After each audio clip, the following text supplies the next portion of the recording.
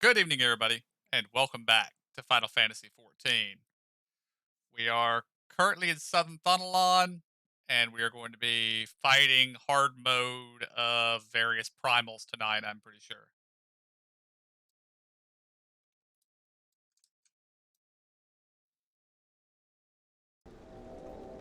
And stream is So live.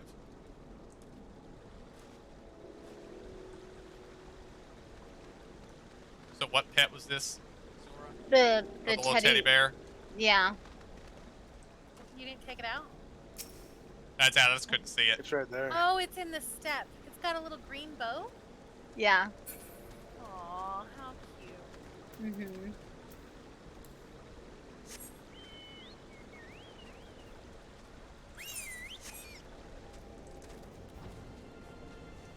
And I want to say last week we discovered that Zora has already done the first step here. I don't know how. I would be surprised, since I'm pretty sure this is an 8-man trial. But, yeah. I Could think have we, wandered into something, I guess. yeah, She may have just turned in the thing of the unlock it. possibly.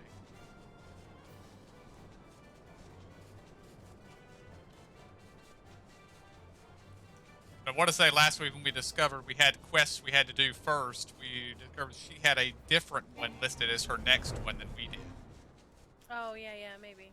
Possibly. So I like to clean out my quest log. I'm like, I don't like it. I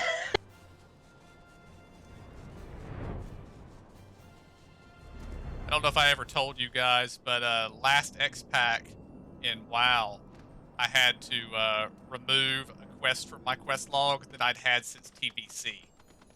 Oh goodness. Wow.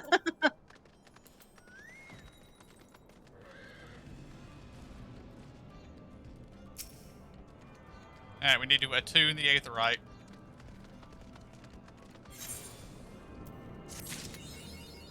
Yep. Complete that, and it says we can go do the next one.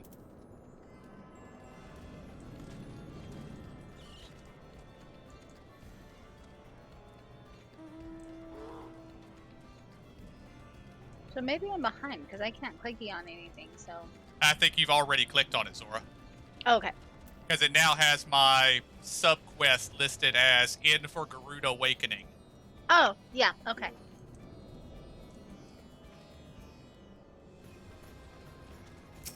But I guess while we're here, we might as well do this. Let's do it.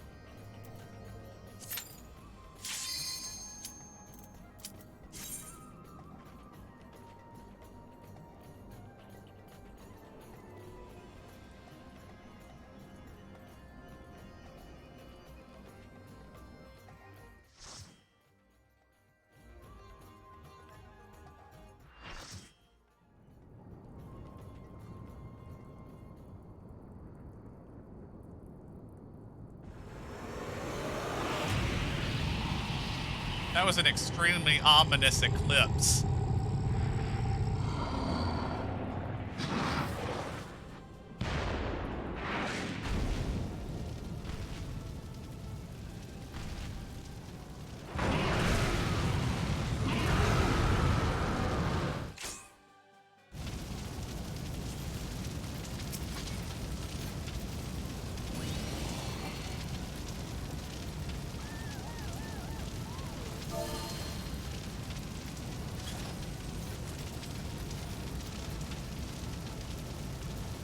I think Ex Benedict wants you to take the lead.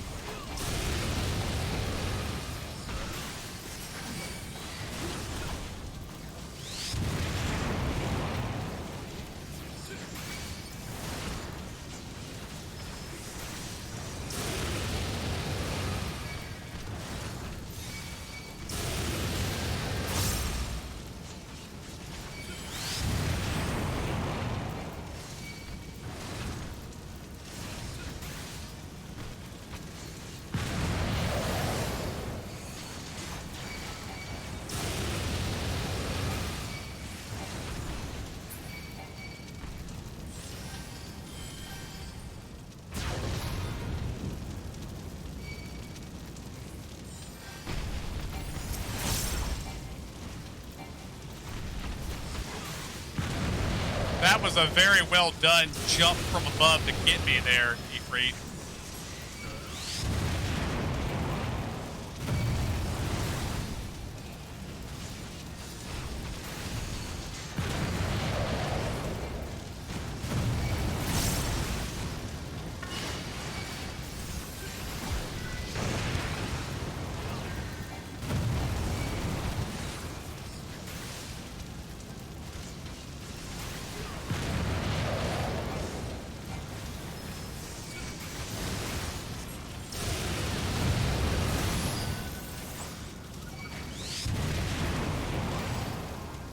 We have an ad up, several ads.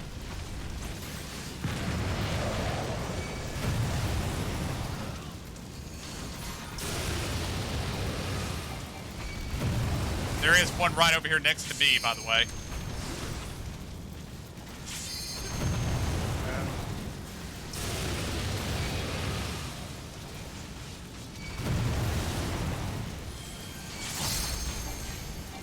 Is that all of them? I don't see them. I think so, yes.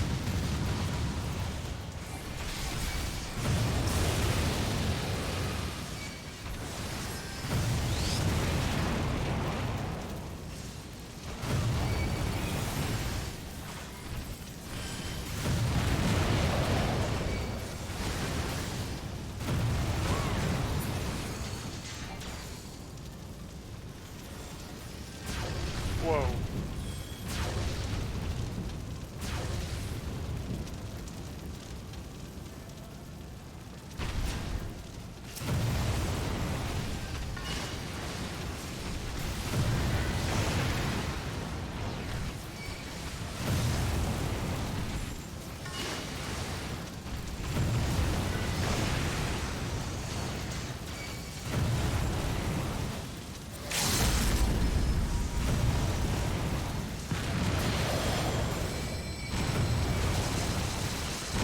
Oh, and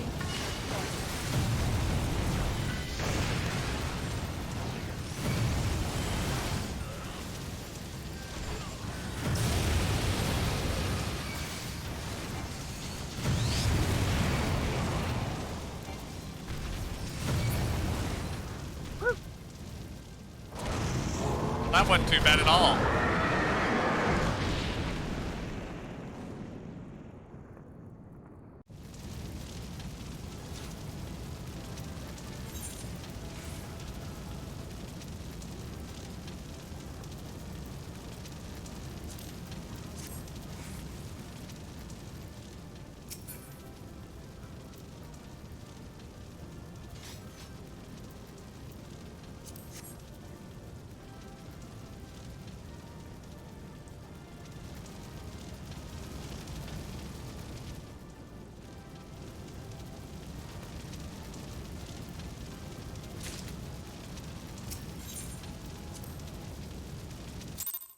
I think I just got some rogue knives.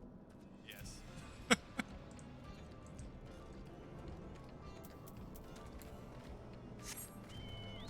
Ninja knives.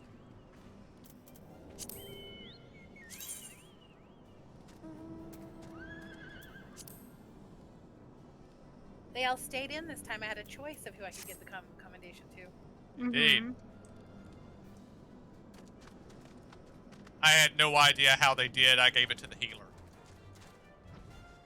Seeing as how I was at full health basically the entire fight, so I figured you and probably them too were both doing a good job. So. I don't know if anybody died, but maybe somebody died at the very end. It looked like, but I couldn't tell because it said they were viewing cutscene. Yeah, I don't think anybody died. I didn't see anybody dead. I need to move my enemy list somewhere where I can actually see it.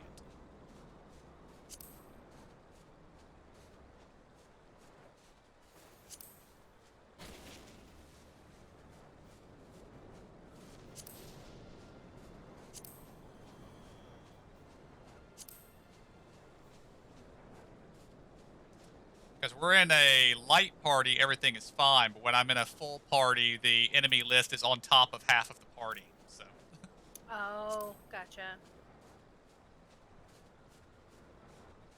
But I'm not sure where I'm going to put it.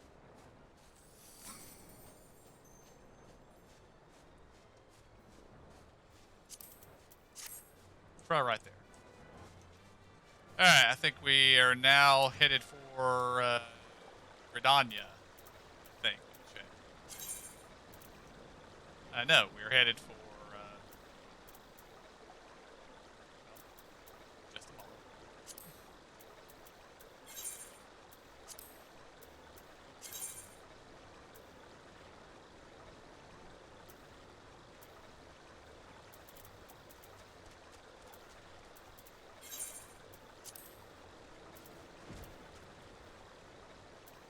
It has to be Gridania. So we're going to.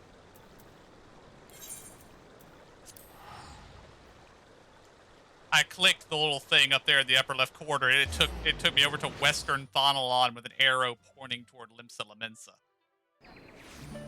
That doesn't make any sense. No.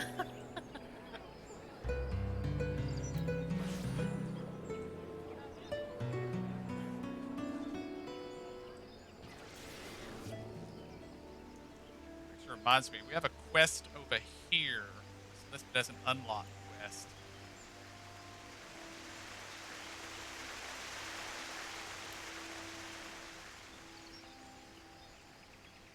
We got it right after we finished the Praetorium, or first popped up. But it wasn't the main quest, so I've been ignoring it. Oh, I think I've already turned this one in. You have to go in the back room or something, right? That is exactly what it is, yes. Just a moment.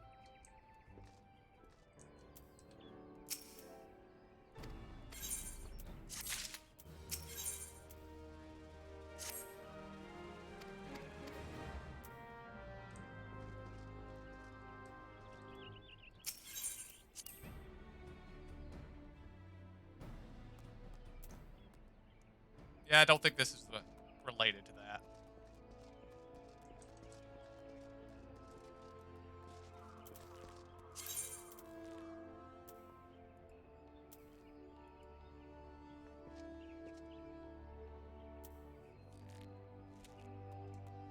Oh, I'm dumb. We get to go to the Waking Sands. That's what it's been showing. That was it was showing us over in Western Thonalon.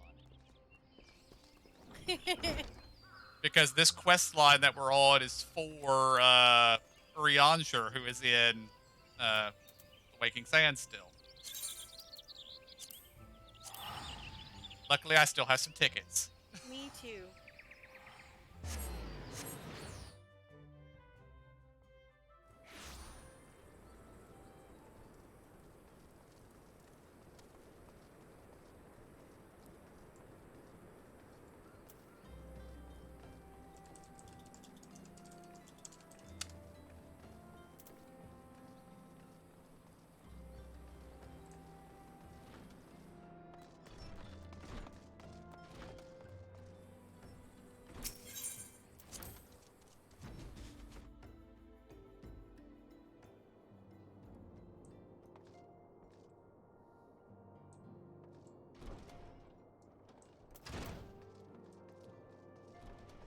And yeah, I guess Ifrit drops a weapon for most every class. So that's probably why people run it, is just to collect the glamour for it. Oh.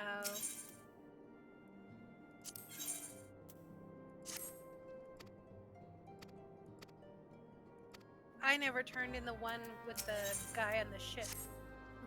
The whirl thing? Actually, apparently that's a new. I'm guessing that's Leviathan hard mode that you can now pick up. Oh. Well, it was a turn in. Oh, maybe I did pick it up. I don't know. I don't know what's going on. Never mind. Oh, yes, accepted, Melissa. That's okay. I'm fine.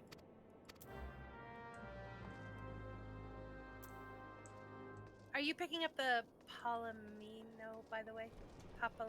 Whatever his name is? It would seem that his is actually the one we need. Okay, perfect. Urianger gave us Leviathan and Shiva. Papalimo gave us Garuda.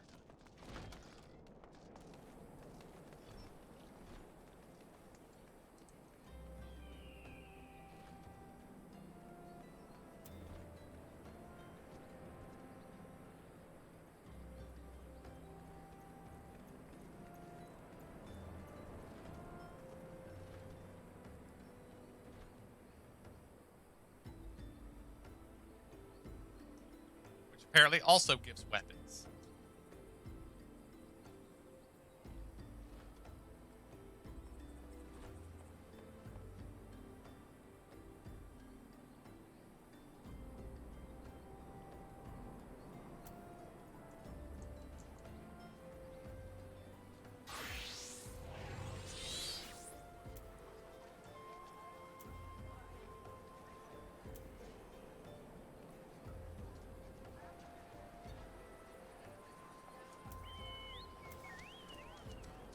Alright, we need to go to Gridania from here, but I want to check and see which quests we need to do, so I'm going to return to Mordana. But y'all can head on to Gridania. I'll meet you there. Okay.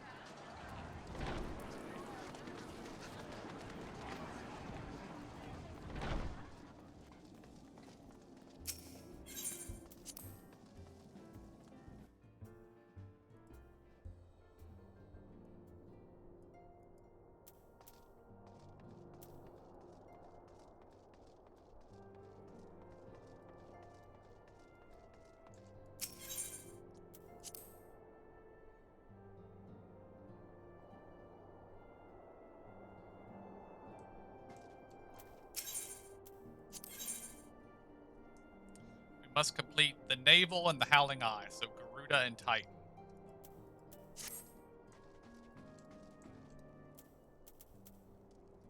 And also important to remember, it did specify the instance, not the quest. So, we do have to do the instances. Okay.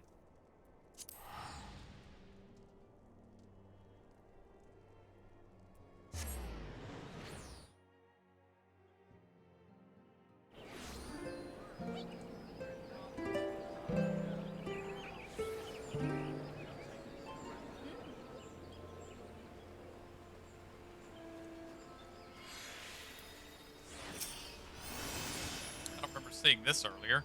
Oh, this was the other quest that I picked up.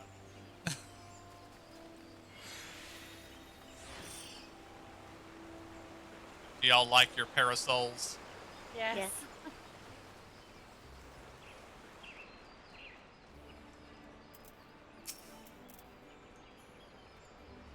We are grateful for your aid. As you will already know, the accursed Ixal have summoned Garuda once more. Since her return, she has wasted no time unleashing her fury upon the region. Extensive damage has been reported in both the Twellswood and Corvus. She must be stopped, and soon, lest more lives be lost. In the name of the Elder Seedseer, I humbly request you put an end to her reign of terror.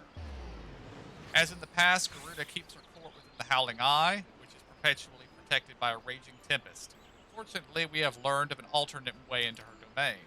The Ixal have constructed an aetheryte within Nautilon, their stronghold in the central highlands of Porthos. This aetheryte will take you to Garuda's tempestuous realm.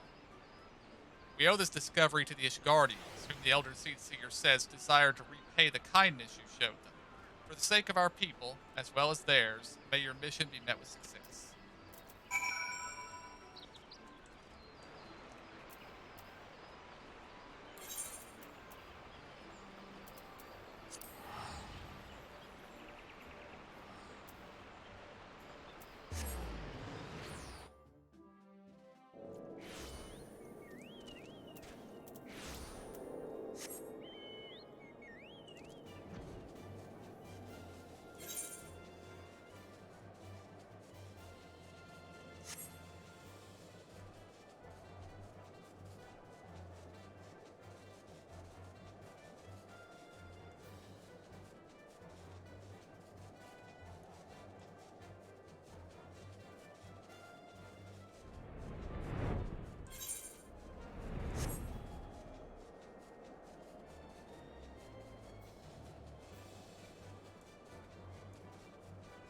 where we go? Yeah, you're gonna go south. I am at the location we need to be.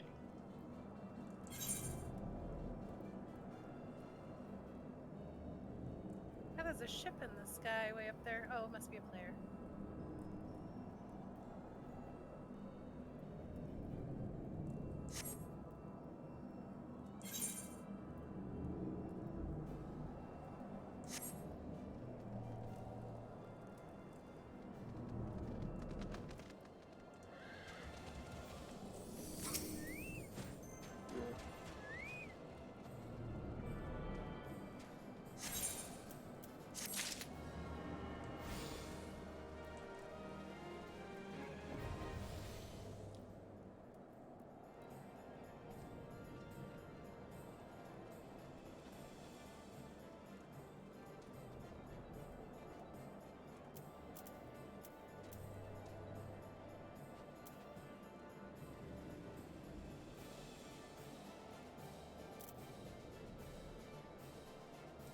All right, are we ready?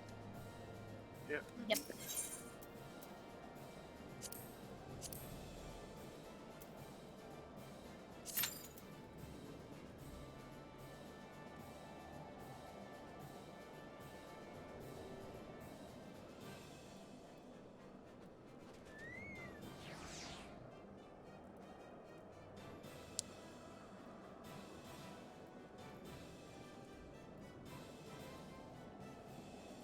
Oh no, an actual queue?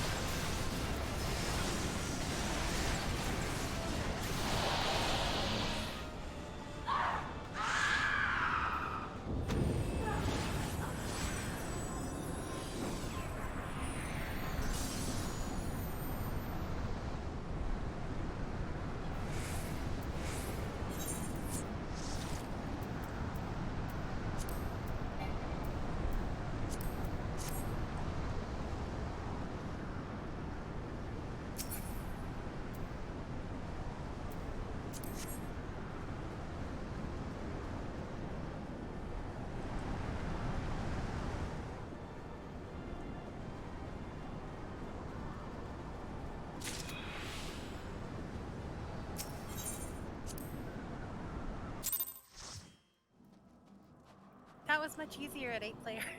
Mm-hmm.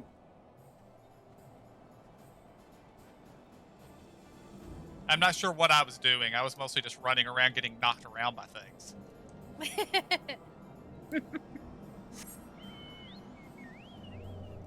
I imagine we are heading back to the Waking Sands. Just a moment.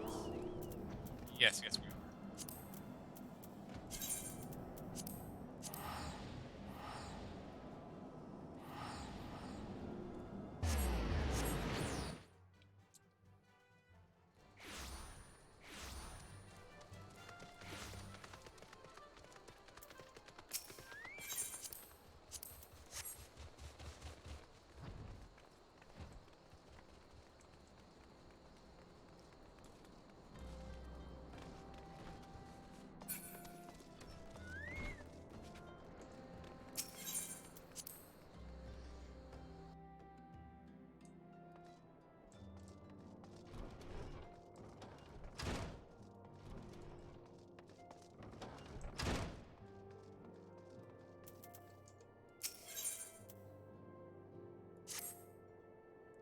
So both Ifrit and Garuda are now vanquished by your hands. Truly you have earned yourself a rest.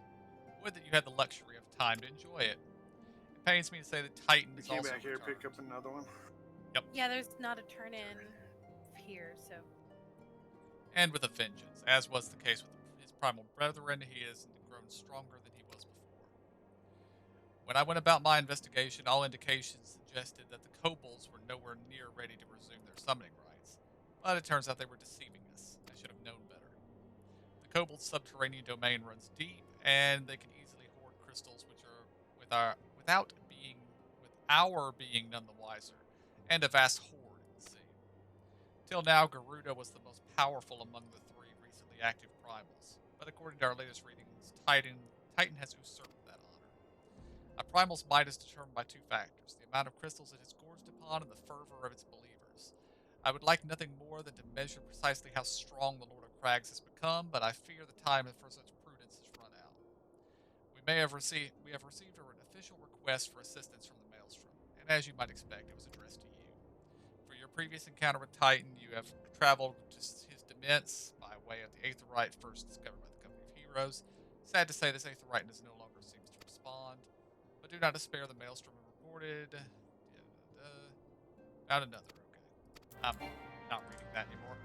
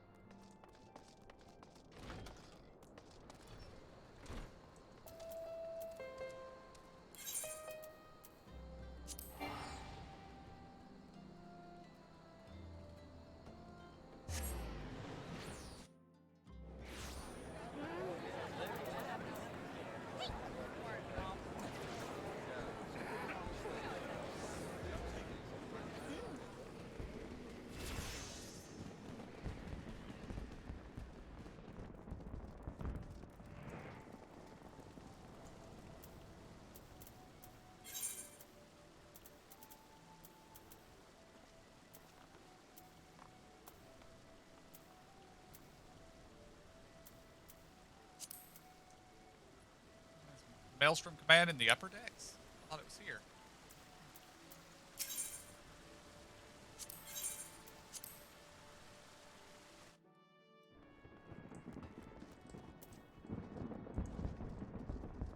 So to the drowning wench and across the way, right? Yep.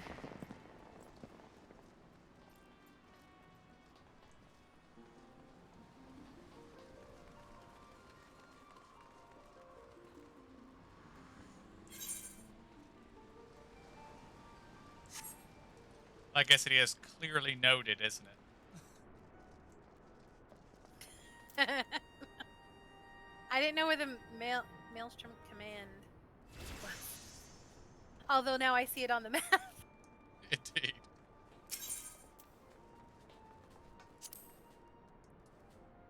Your presence is most welcome. I am chagrined that we must turn to you again to lay Titan low. No doubt this is yesterday's news to you, but the Lord of Crags has returned more ferocious and than he was before. We cannot fathom how the kobolds were able to obtain such vast stores of crystals in so short of a time. We will learn the answer in the coming moons, I suspect. But first things first. We need to vanquish Titan before he and the kobolds have a chance to wreak havoc on Limsa Lominsa. You have felled the primal before, and we believe that you can emerge victorious once more. We've learned of a new aetherite that will take you to the navel. It's situated deep within the Ugamaro mines. Not the most convenient of locations, admittedly, so you will have to cut yourself a path. Please make haste. Titan's mere presence emboldens the kobolds, and 'tis only a matter of time before they move in force against us. May the Navigator guide you on your way.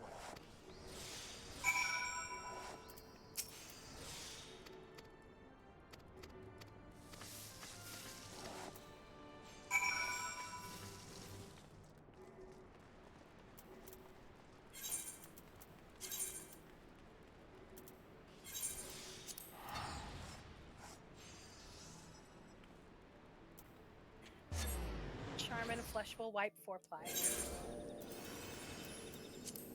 Somebody's name? Yes, Charmin Flushable Wipe is their first and last name, and they're in the free company 4-ply. Lovely.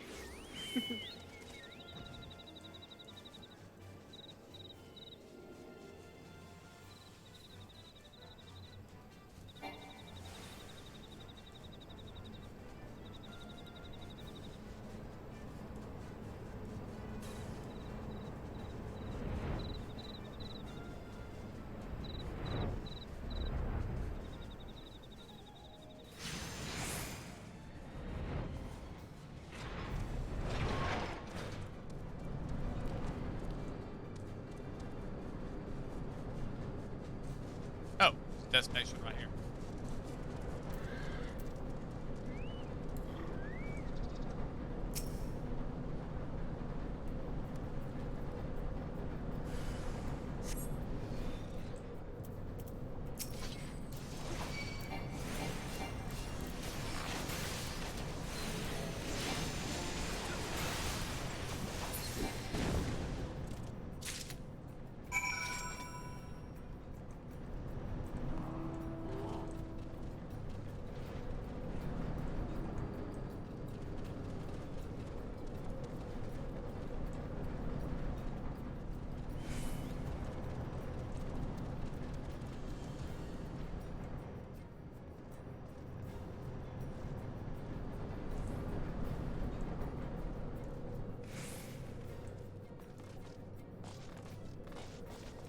Alright, so we gotta take the long way around.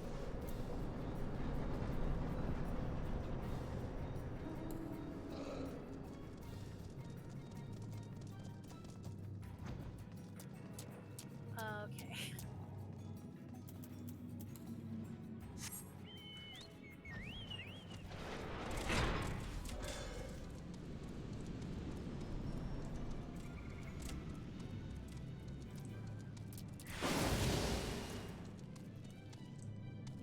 The struggle is real.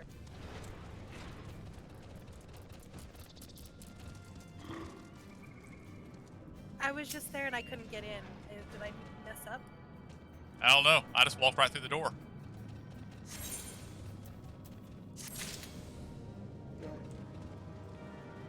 Because I made a wrong turn a couple of times. It's fine. I'm okay. It's okay.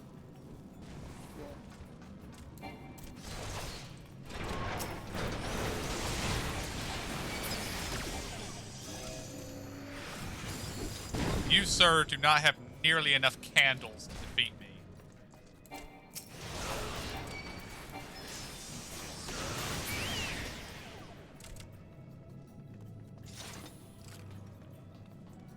Has KJ made his way in here? Yeah, there he is. Yeah, I was right behind you. But I came up to the door also with Emo, and it didn't let me in. Yeah, and So then when I I went came all the way back out. Seen you running in, and then flipped around. And that's when I lost Emo. I made it the first time. The door didn't open. Second time, lost my way. It's no big deal.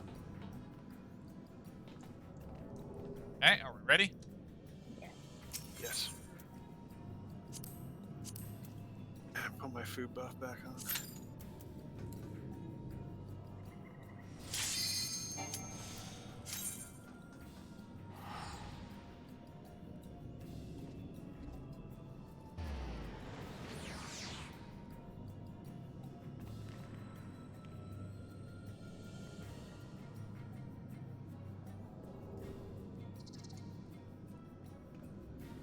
I bet that DPS is getting angry. Or will be. It might be the 3 of 4.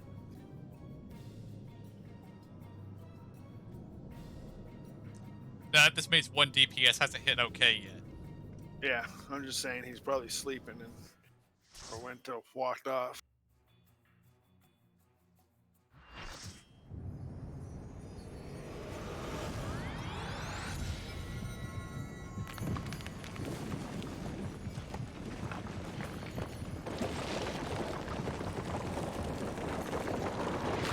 Oh, the person that was standing there that I thought you were talking about, the Virgil, was actually our healer. Our other healer. You were talking about the 4th that was missing from our queue, and I was thinking you were talking about the person standing there.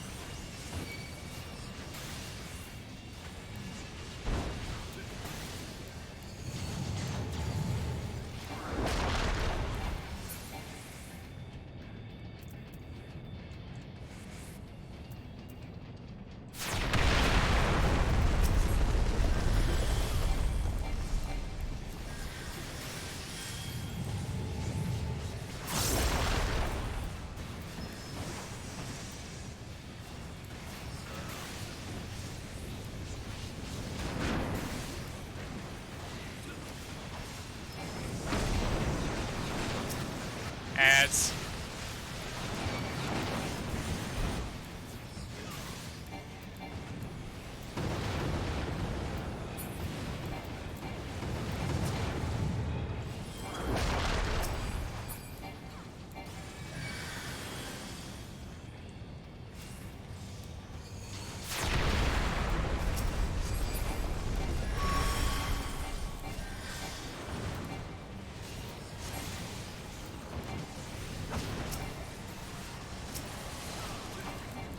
Make sure your targeting is hard.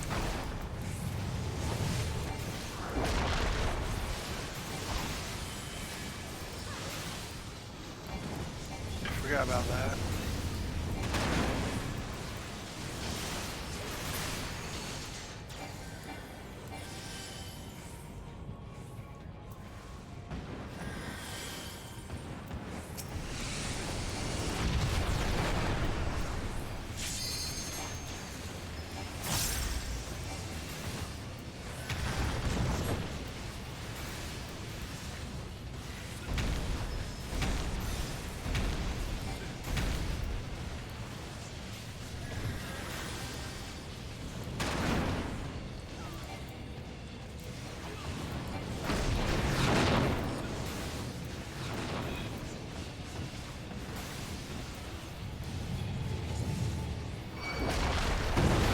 But Dripper.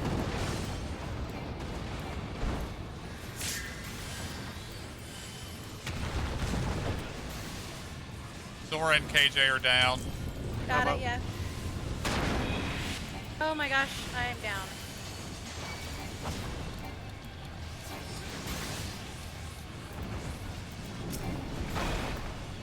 And I am in prison.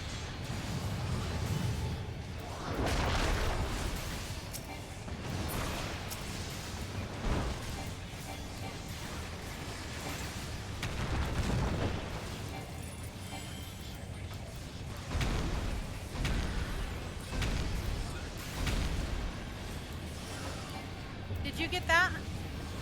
No.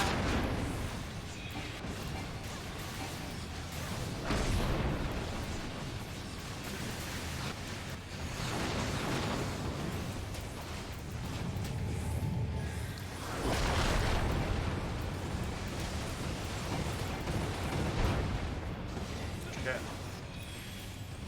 Oh my Well, gosh. those little guys are all up. I start hitting the stones. Is there something else we need to do instead of hit individual stones? It might be running. Why would it be staying away from them? They seem to explode. Got ya. Somebody. Yeah, okay, they did the limit break.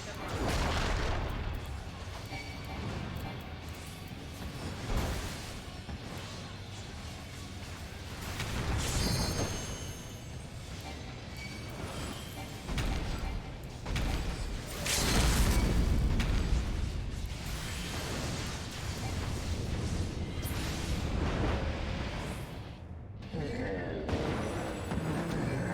That one was rough. Praise be to Paladin Bubble. I popped it when I had 70 hit points left. Nice.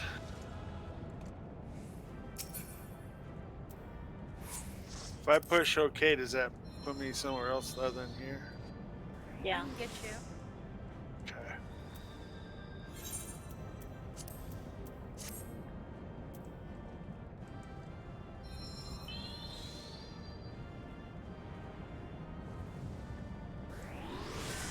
Thank you.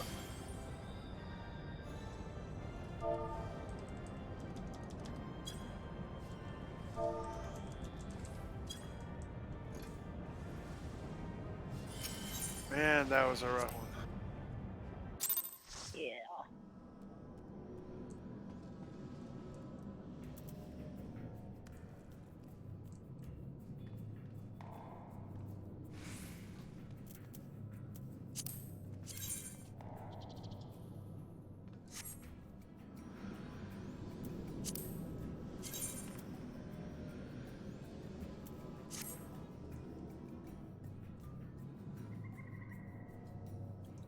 I was like, okay, I see KJ, I see Zora. Where's Emo? I don't Up at see the top. Emo anywhere. Then I see her apparently floating in the air up there. She's in there.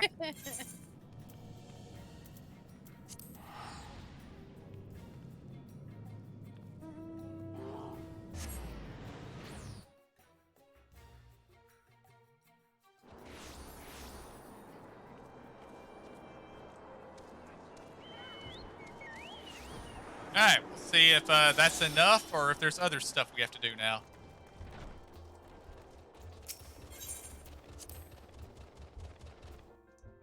Well, I'm well aware there's going to be other stuff we're going to have to do. I just don't know if we have to do it right this second or not.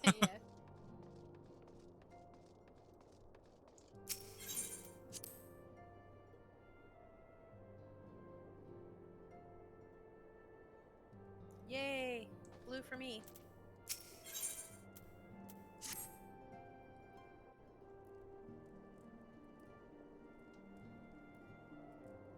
I am most eager to address the Asian threat. However, we dare not neglect our other pressing concerns. We both know full well that Saint Shiva will not be the last primal we face, and our relationship with Ishgard is still tenuous at best. We think that the resolution of the primal threat was once the sole priority of the science. To think that this resolution of the primal threat was once the sole priority of the science of the Seventh Dawn. Some days I wonder if it was wise for us to take on so many other responsibilities. Lest you forget, antecedent, the scions need not shoulder the burden alone.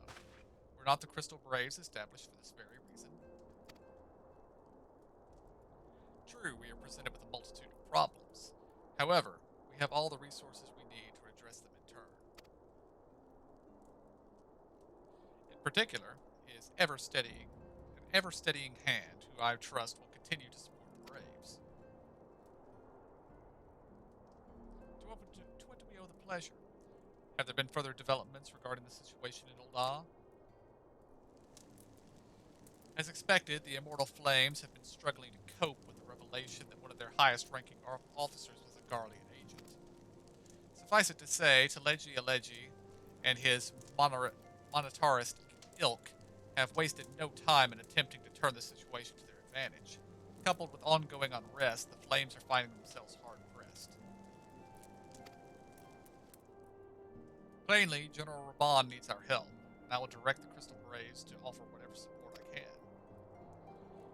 If I am to stay abreast of the latest developments and issue effective orders, however, I cannot afford to waste time traveling back and forth.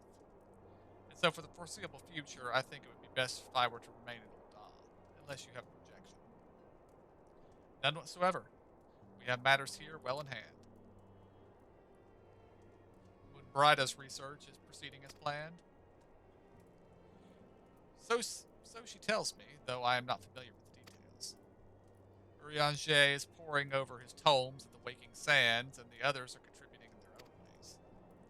Alas, the key problem, how to form an ethereal blade at will, remains unresolved. Nevertheless, it is only a matter of time. While we focus on that task, mayhap you could assist Alpha Node and his braves with theirs. It would do much to restore faith in the immortal flames if the warrior of light was seen working on their behalf. Never forget that your esteemed status allows you to act in ways that those who are tightly bound to organizations and nations cannot. As ever, I implore you to do so. Not that your response was ever in doubt, but I humbly thank you once more for aiding our cause. Now then, there are preparations I must attend to before my departure, such as receiving Riel's last report. He has proven to be quite skilled at gathering information others wish kept secret. Hence why I placed him under my direct command and ordered him to investigate the Ul'dah riots. When you are finished here, join me outside. Depending on what he has to say, I may soon have a favor to ask. If there are any developments on our front, I shall inform you at once in the usual fashion.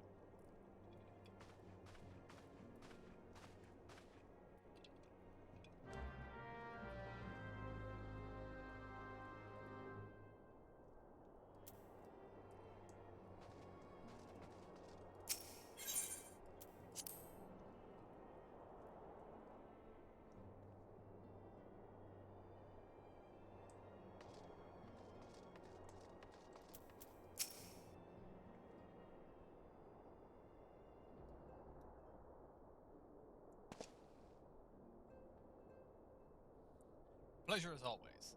You'll be escorting the commander to Ul'dah, I take it? Actually, I had another task in mind for him. If you'd be so kind as to repeat your report for his benefit. Alright then. Me and mine been making inquiries into the source of the weapons that were found their ways into refugee hands a ways back. So happens we caught wind of something promising. A rather large purchase of sharp and pointy things that a black marketeer holed up in the High Bridge. I doubt that this man would have secured such a quantity of weapons if he did not already have clients waiting. Clients that, for whatever reason, would prefer for this transaction to remain secret. Brings to mind that merchant who caught an arrow while talking to him, don't it? Generous fellow he was, doling out swords and spears to the downtrodden and disgruntled. Which isn't to say that these clients haven't the same mischief in mind, but if you want to be sure, might be prudent to intervene before they collected their goods, savvy?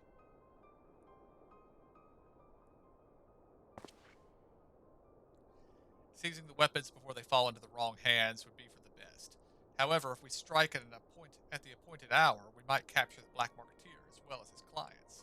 What say you? Then it is settled.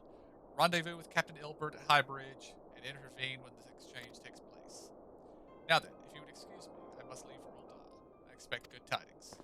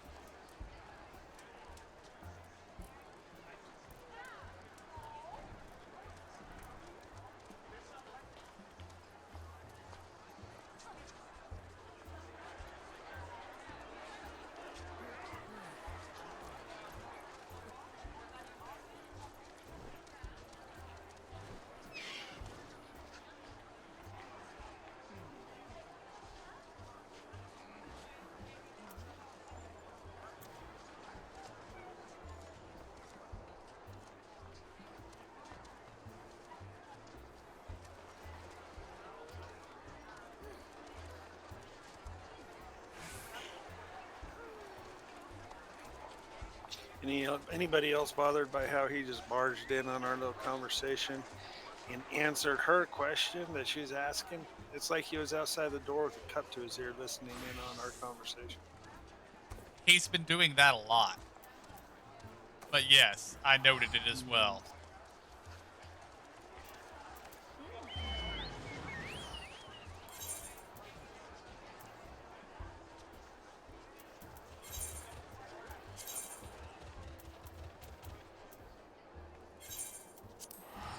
Oh, it's time to go to everybody's favorite place once again.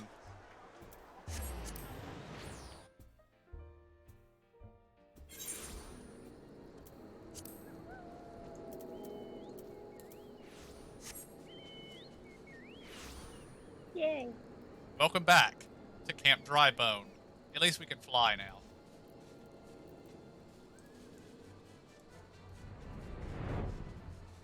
Makes it much better, much easier to get out of the hole. Mm-hmm.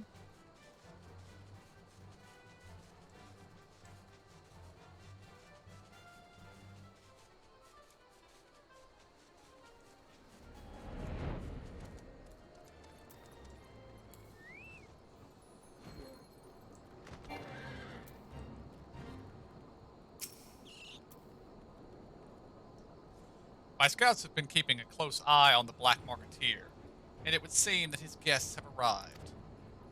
It would also seem that he has hired more than a few men to stand guard. Common thugs of no consequence, but they nevertheless pose a threat. Even so, I feel compelled to apologize. This is far beneath a man of your standing, and Commander Lavalier needn't have dispatched you hither. But powerful men ever have need of loyal, able-bodied friends. Having found one in you, 'tis only natural that he would come to rely on you without hesitation.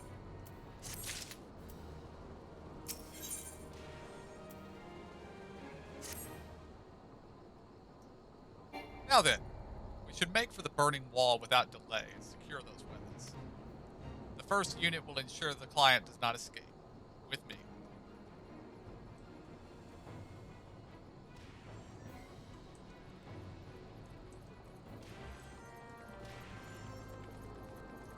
Gotta love those ones where the NPC runs away and you're like, well, can I move yet?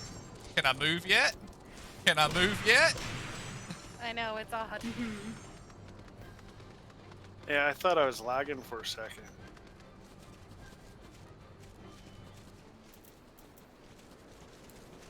I guess I could be flying.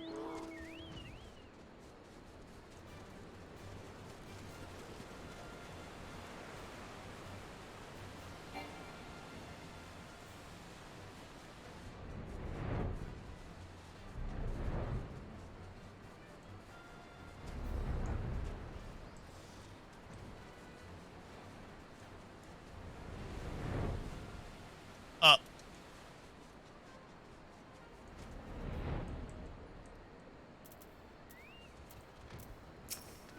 We just flew right into the guys we're trying to spy on. I spy the one man, but there are sure to be others. I have a plan. While you approach the sentry and create a distraction, my men and I will slip past and catch the Black Marketeer unaware.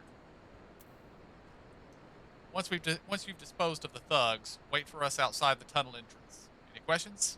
Then let us be off. Good luck, my friend.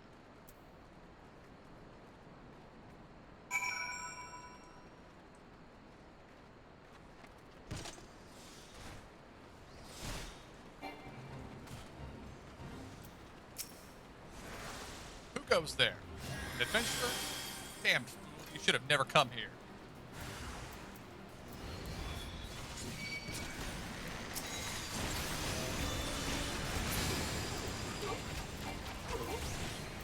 Oh, like an idiot, I pulled a bunch of other things. Sorry. Oh, they're on my hunt log, though.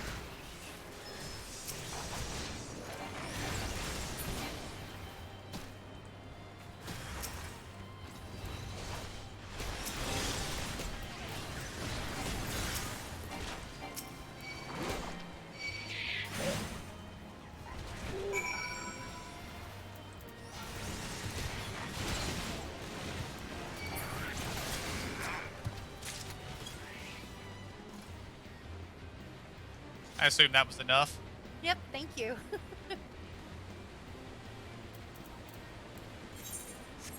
get confused on how wide that range that bubble thing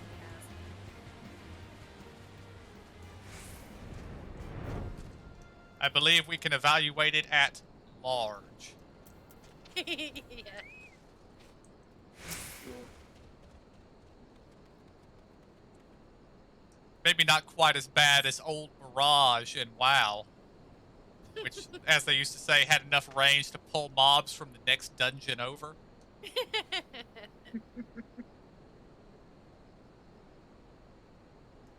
I don't understand. What's this all about?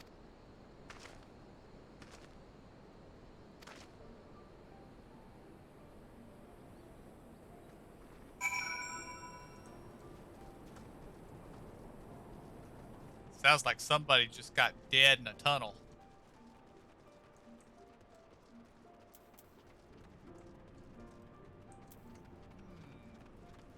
Ilberd, why is the black marketeer you were supposed to be capturing dead?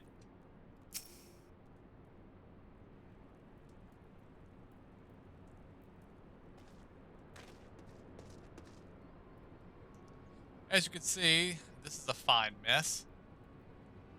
When I tried to restrain him, he drew a hidden blade and lashed out.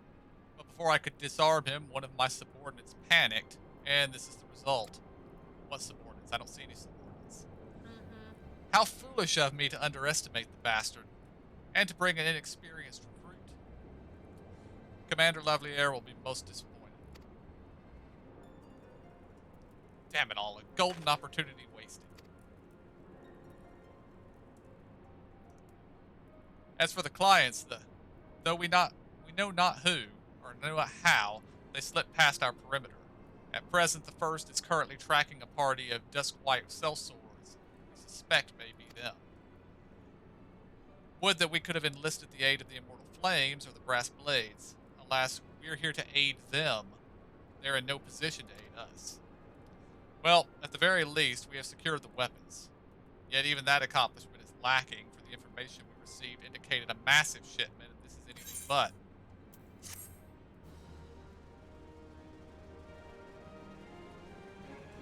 I'm starting to think I'm right to distrust Dilbert. Mm-hmm. I will join the first in their hunt for the Duskwhite Sellswords. If the gods are good, we can catch them before they escape into the Black Shroud. In the meantime, I ask you to deliver these weapons to Ul'dah in my stead. Entrust them to the third Zuyahaze. He will take care of the rest.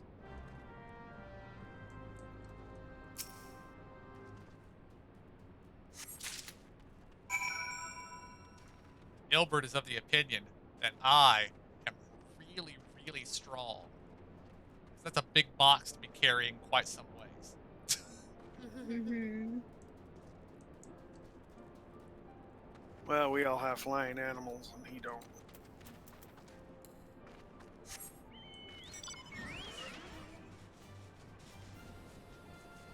Wait, why am I taking off? We're supposed to go to Ul'dah.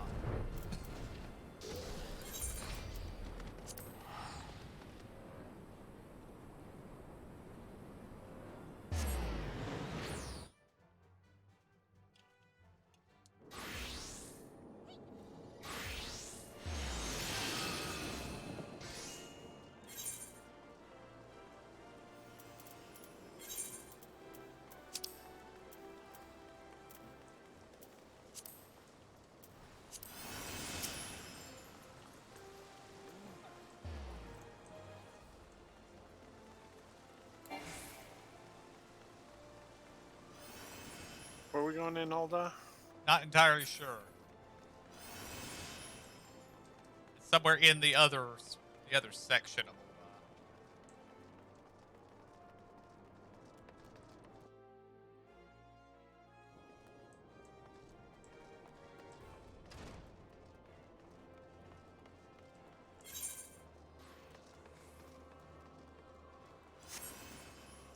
It's likely upstairs somewhere. Wasn't this the best laid schemes? Yes.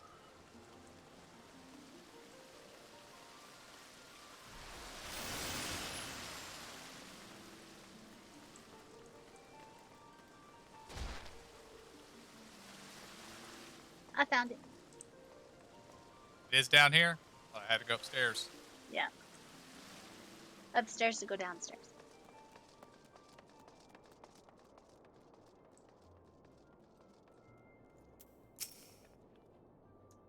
Ah, the Warrior of Light. Ever reliable friend of the Crystal Braves. You have my deepest thanks for your assistance in Corthus. Now what brings you to us this evening?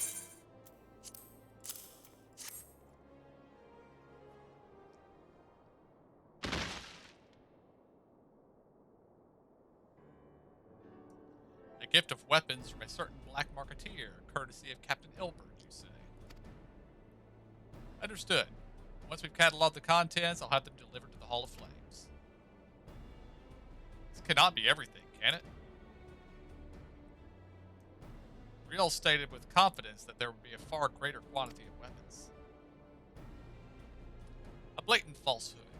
Clearly Riel is unfamiliar with the ways of Ul'Dan merchants, who ever strive to present themselves as greater than they are. We should be thankful that his information was not completely erroneous, and that we managed to achieve anything of worth at all. Still something worth celebrating, isn't it, Lieutenant?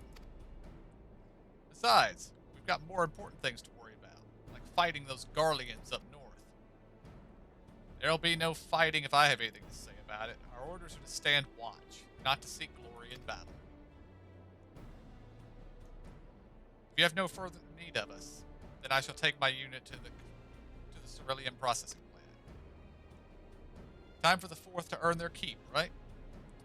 Fight well, Aliane, for the freedom of all.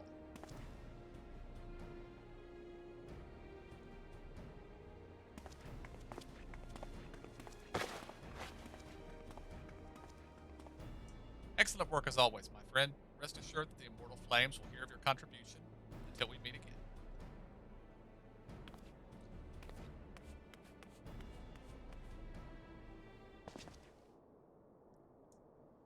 A word, if it please you.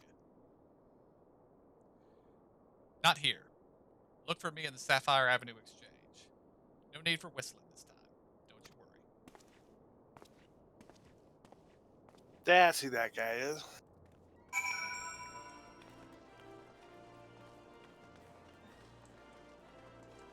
Yeah, I didn't recognize him either. I figured he had to be one of the guys we met in Limsa Lamensa, but beyond that, Right. I couldn't remember which one he was. Is he the one that used to be in the Company of Heroes? Yep. Okay. We had a whistle for him.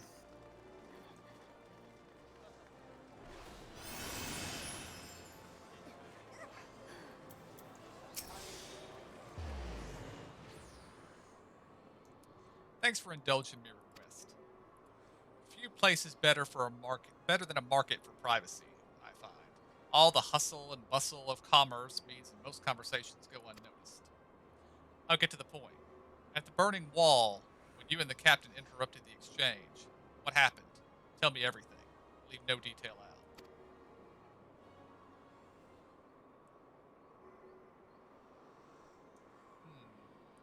That's not quite how the first told it.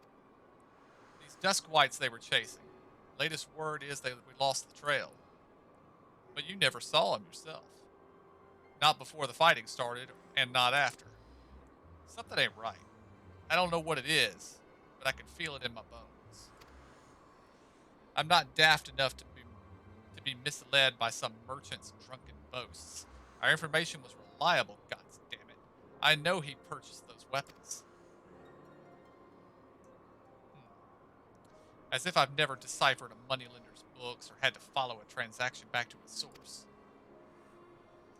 Did plenty of that back when the Braves were getting started, believe me. The commander wanted assurances that we weren't taking any gil from the wrong sort of benefactors.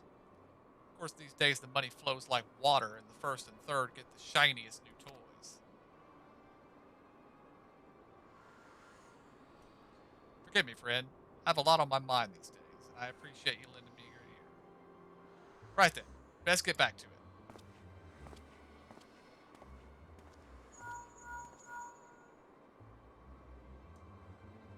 Can you hear me? This is Tataru. Your presence is urgently requested at the Rising Stones. Please come and see me as soon as you are able.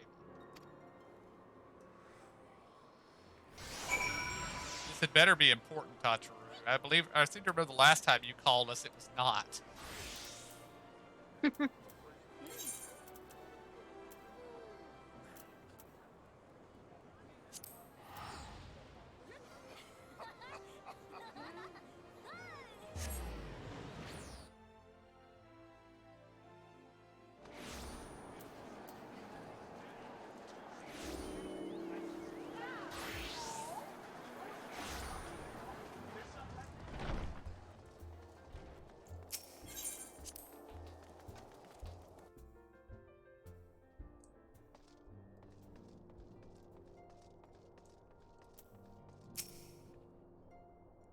Thank you for coming so quickly.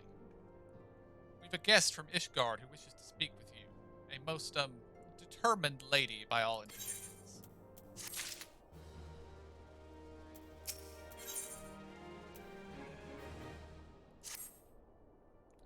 Our guest is with the antecedent, solar at present. Let's not keep them waiting any longer, shall we?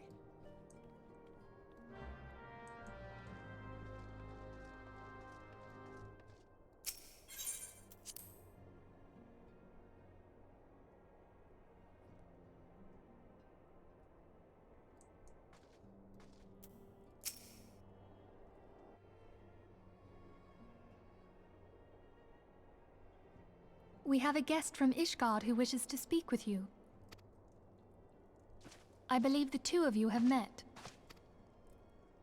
We have. I had hoped to speak with Commander Leveilleur as well, but I cannot afford to wait any longer. The Lord Commander sent me hither to request your aid in a matter of grave import. You see now why I had Tataru summon you. Now that we're all assembled, perhaps you would be good enough to elaborate on the nature of the matter which brought you to us. The Observatorium's astrologians have sounded the alarm.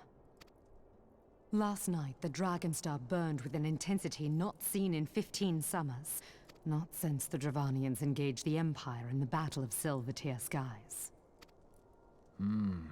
The northern sky doth burn full bright upon the Wormlord's call. The red behemoth beckoneth, and flame consumeth all. The old Curthan rhyme, aye. The brightening of the Dragonstar is said to accompany the roar of a great worm. The astrologians believe that it was Midgard Soma himself who cried out on this occasion. After an absence of centuries, the King of Kings did return to lead his kind against the might of Garlemald, only to fall in his duel with the Agrius, proud flagship of the Gallian fleet. Devoid of life, his corpse remaineth entwined about the Magitech monstrosity even unto this day. Ariange has the right of it. Whatever this alteration in the Dragonstar portends, the Great Worm has shown no sign of life. Tataru, have the Domans reported aught out of the ordinary?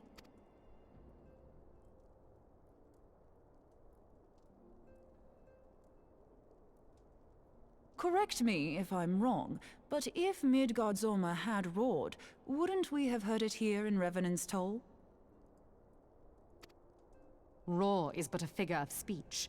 Dravanians can communicate in ways beyond our ken. It is for this very reason that we are forced to look for signs in the heavens. We cannot say with any confidence that a great worm roared at all, much less that it was Midgard-Zorma.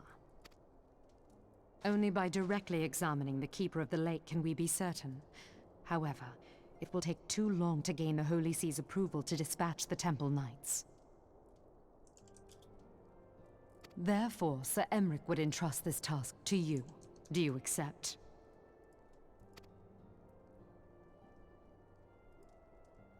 We knew you would not disappoint us. Now, if you would excuse me, I must return and assist the Lord Commander. We have precious little time to prepare. To prepare for what, pray tell?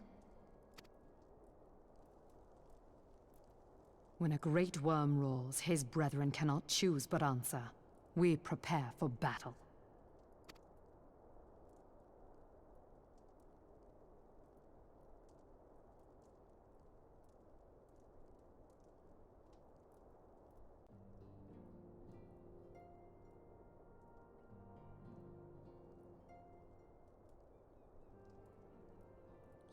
Forgive me if I state aught which you already know, but I would ensure that you understand the nature of your destination. As Oriange said, what we now call the Keeper of the Lake is the wreckage of the Agrius, former flagship of the Imperial fleet, and the corpse of the worm responsible for its destruction. 15 years ago, as the next step of in his campaign to subjugate Eorza, Gaius von Belsar attempted to seize control of Mordana. So massive was his force that all thought his victory a foregone conclusion. But an unlikely ally came to Eorza's aid that day. Midgardsormr, legendary guardian of the Silvertear Falls, burst forth from beneath the waters of the lake and led a host of dragons against the Garlean airships overhead. In what would later be known as the Battle of the Silvertear Skies, the Great Worm felled countless airships before engaging the Agrius. In the ensuing struggle, the flagship's ceruleum engines failed and it tumbled to the lake below. Yet this victory came at a great cost, for the explosion which followed claimed the life of the Great Worm as well. That same explosion transformed Silvertear Falls into the desolate wasteland it is today, draining the lake of its waters and crystallizing aether for malms around. Yet a remnant of the lake remains, and at its center, a constant reminder of the fateful day long ago. In accordance with Sir Eimerich's wishes, our Doman allies have been standing watch over the Keeper of the Lake. It would be wise to speak with them before investigating the wreckage yourself. Be careful, my friend. We know not what dangers wait you within. Now then, let us not neglect our own tasks. There is much to be done, and precious little time to do it.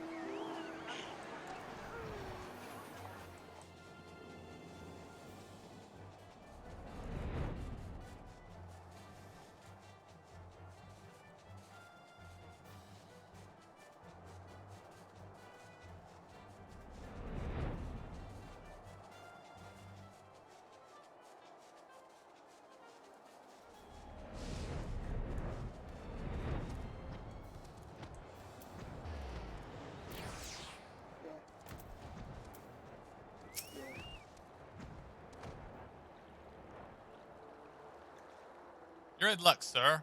I was about to send word to Revenant's Toll about the Garleans. Of late, I've seen small airships, likely from Castrum Sentry, come and go from the Keeper of the Lake. Though I cannot say for certain at this distance, I believe they are salvaging something from within the wreckage. The Castrum supply lines have been cut for some time, and I'd wager they're desperately in need of spare parts and other equipment.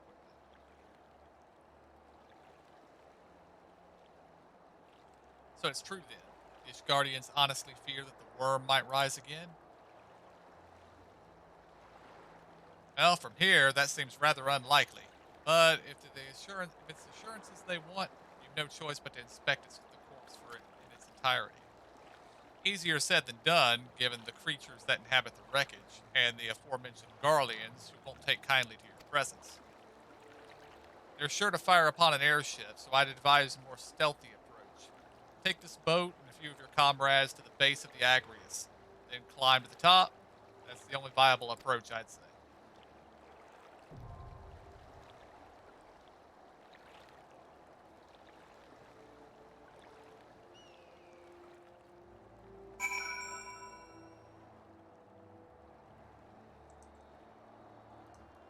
And I believe this is well, no, there are two unique dungeons that we have not run yet. This one and Hullbreaker Isle, which apparently is not part of the main story quest.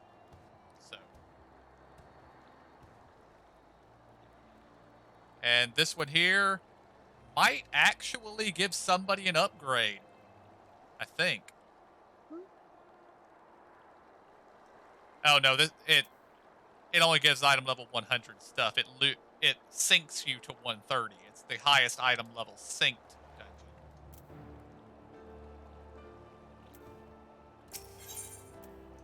I guess if you have anything that's under 100, you might get an upgrade, I guess.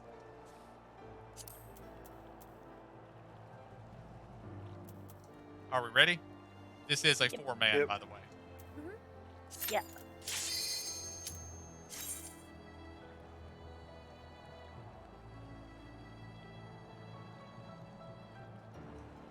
And this was the last dungeon added in A Realm Reborn.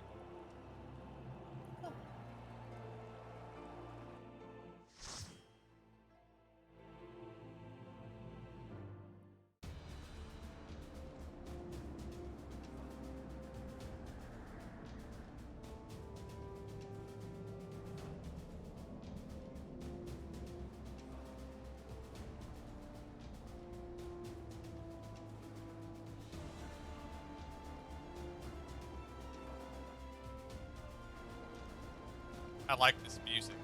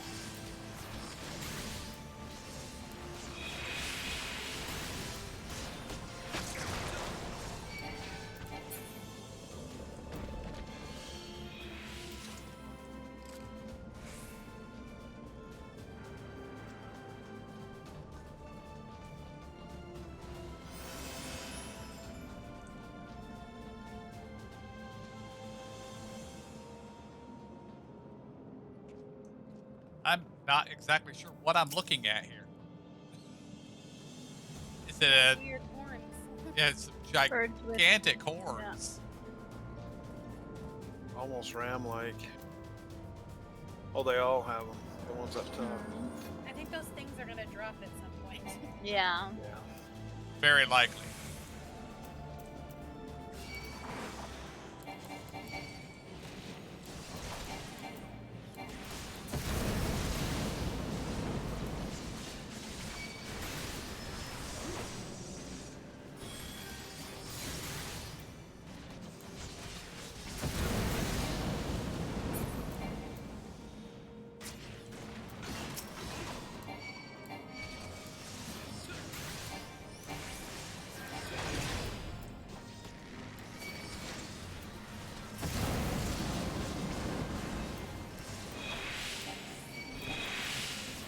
I'm not sure what to do with the tanks, but I'm not sure we want him to be able to hit them, so you might want to destroy them. Oh, you guys knock him over there. Maybe try to knock one into him then. See what happens.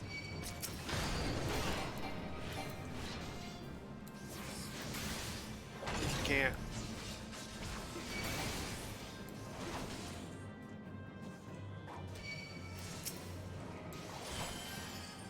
He picked it up.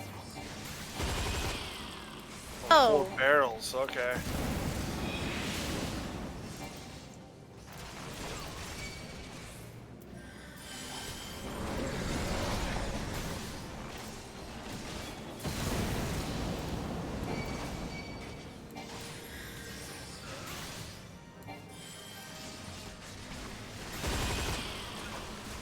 We might just want to make sure he can't set any of them on fire. Like he might be about to do. Oh, they take damage from him? Is that what just happened? I'm shooting the one. One just exploded. So, Okay. and this one here Yeah, might be they're about to explode too. Oh, yep. Wow.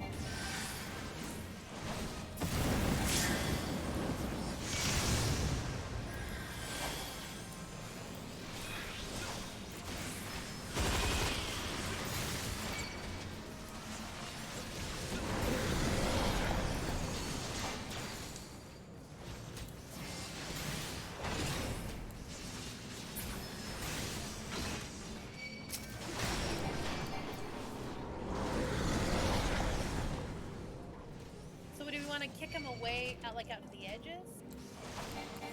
I would say yes.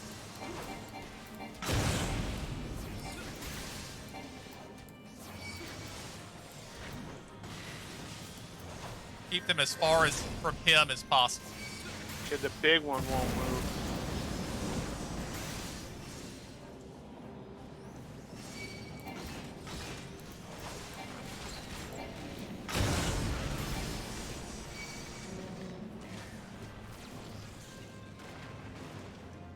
Get away from that little one.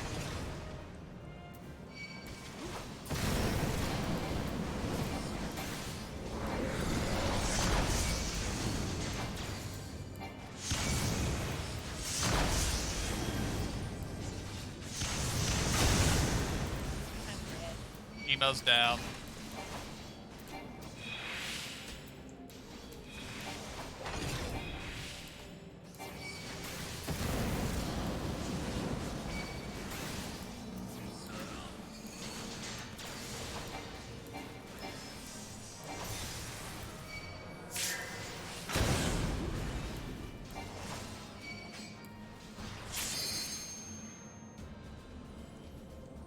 How did I get healed to full there?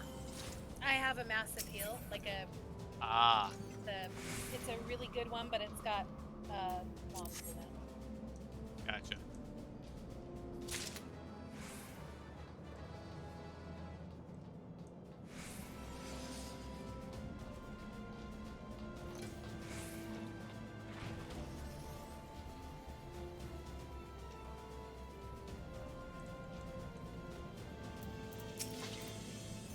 Oh, look.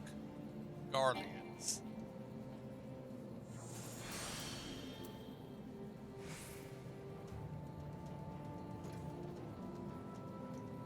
What's the duration on that debuff you have, Emo? 47 seconds. Okay.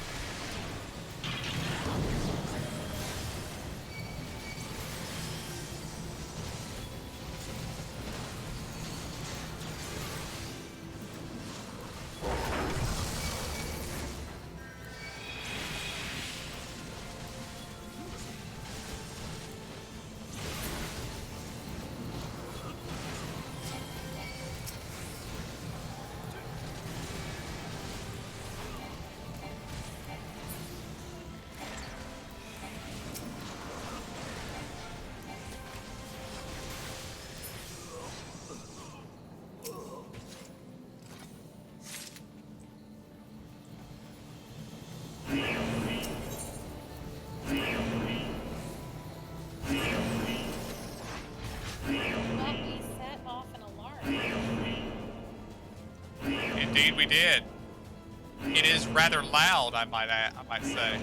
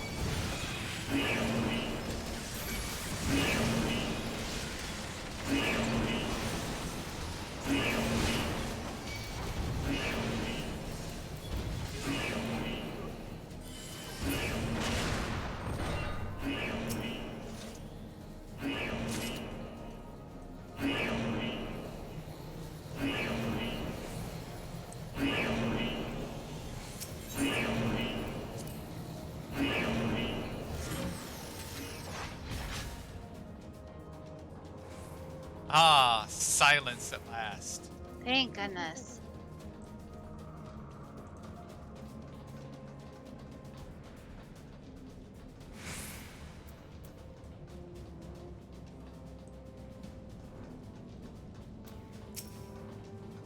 You can say this, Final Fantasy XIV doesn't sneak the bosses up on you. It tells you exactly where they are. Mhm.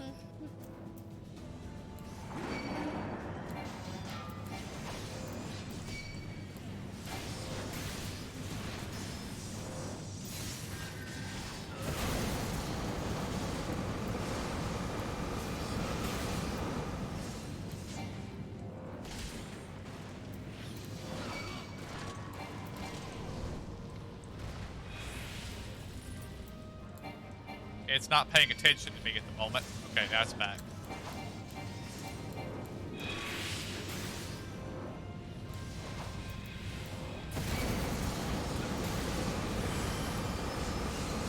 We have ads.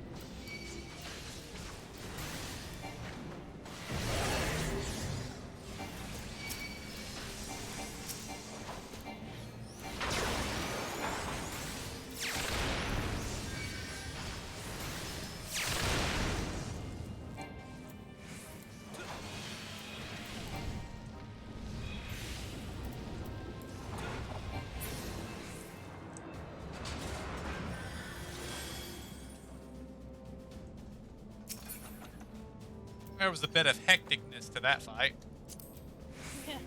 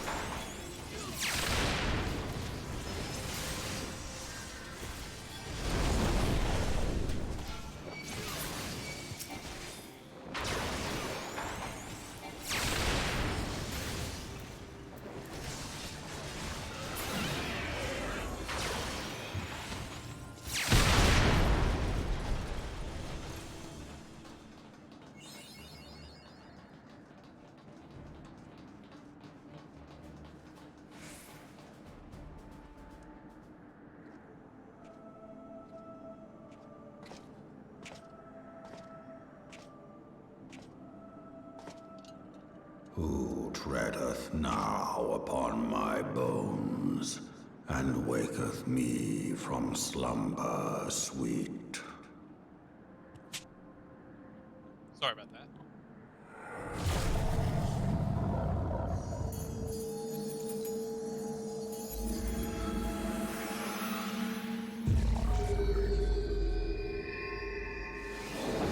Thou hast forgotten the face of thy lord. Remember, mortal, and fear me.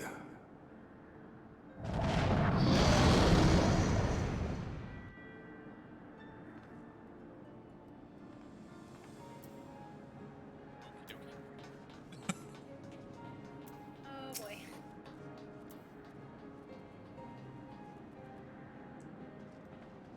I think these dragons that are dead Absolutely.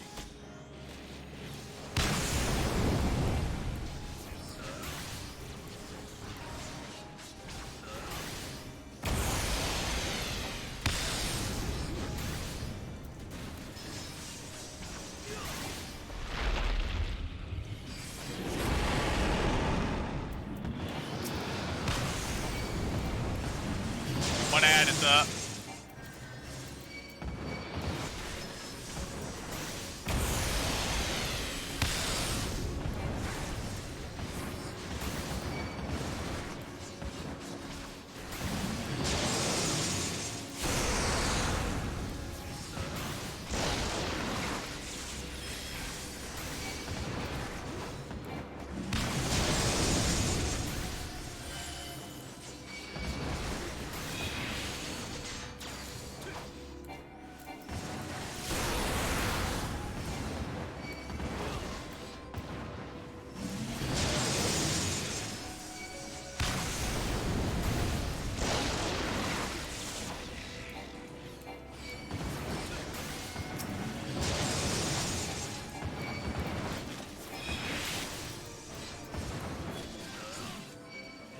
We have a lesser ad up over here. Let's bring it down.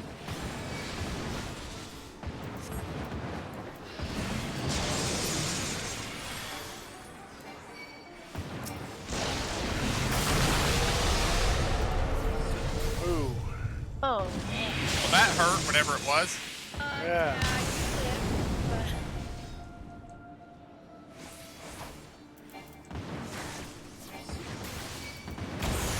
you live, but there's a magic generator.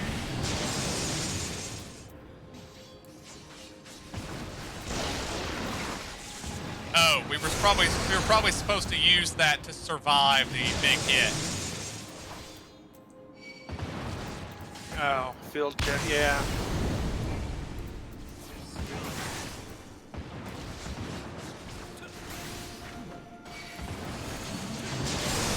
Because you know when it shows you half of it, it's easy to dodge. So it's the whole thing. Indeed.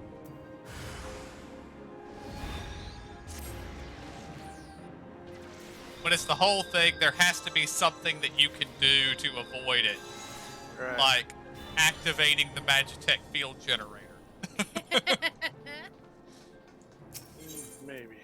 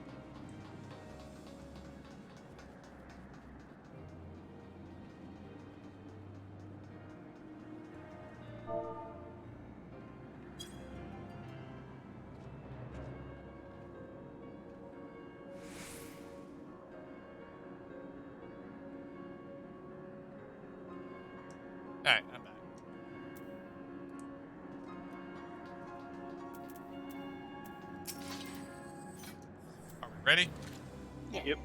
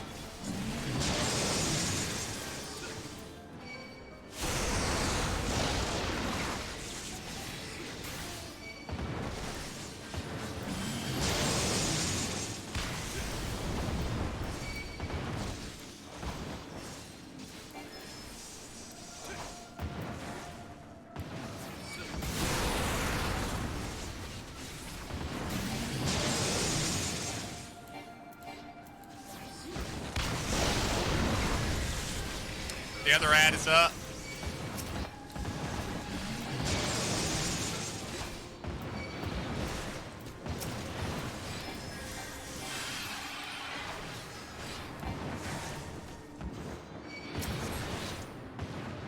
Activate it. Yep.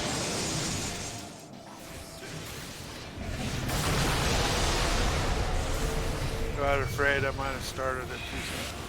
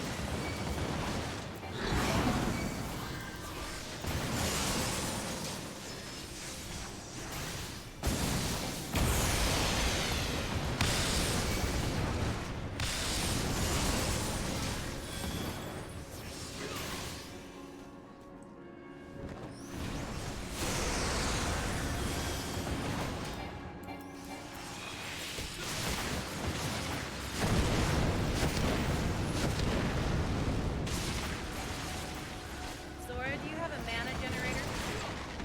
I just.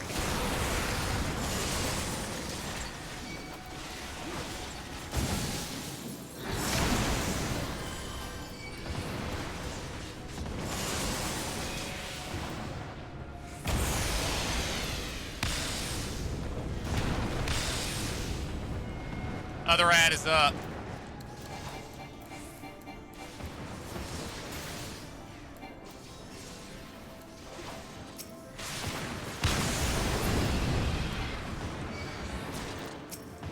Activate the thing. Got interrupted.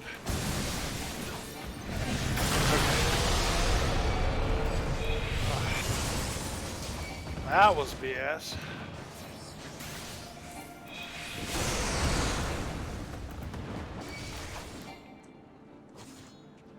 I'm just going to stand in it and take the hit.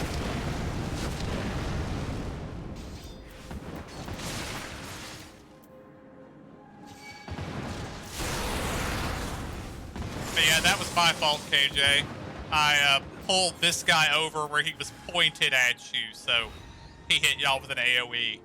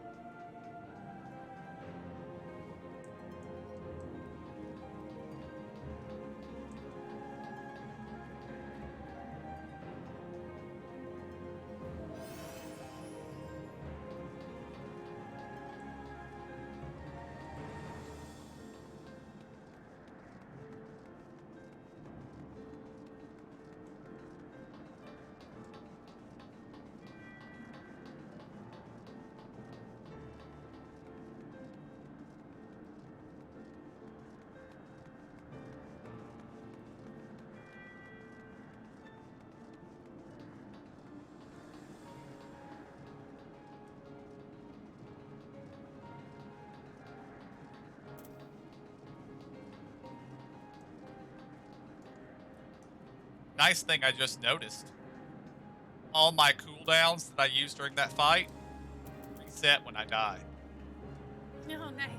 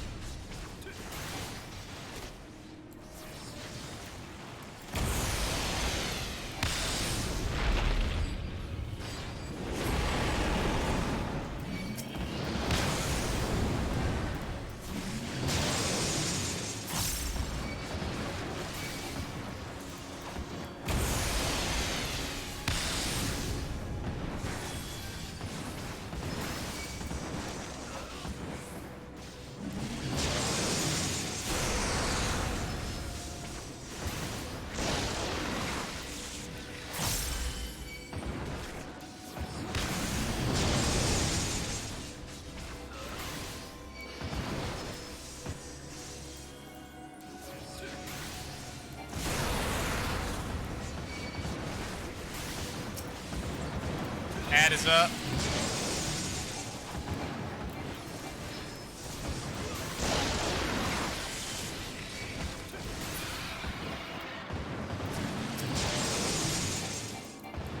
Activate it.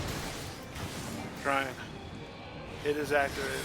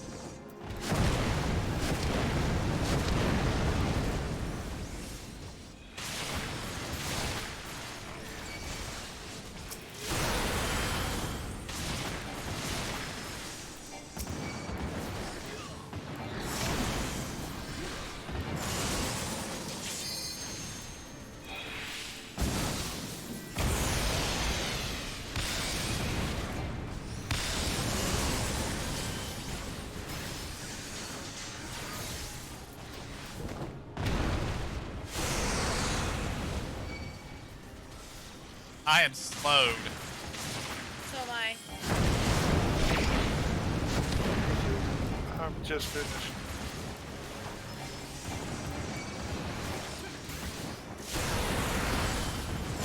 Never mind, I'm set.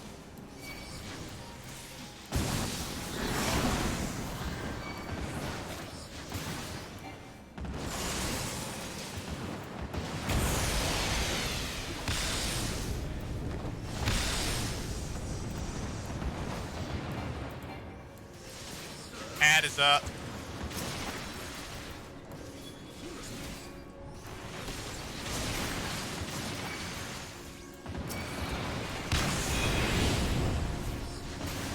Activate it. It's active. Activated.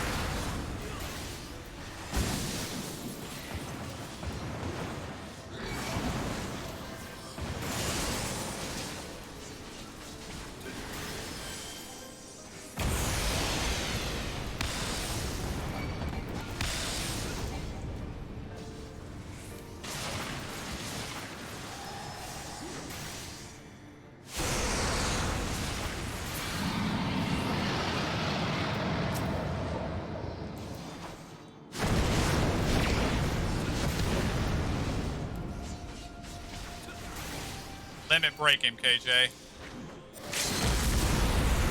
Coming up.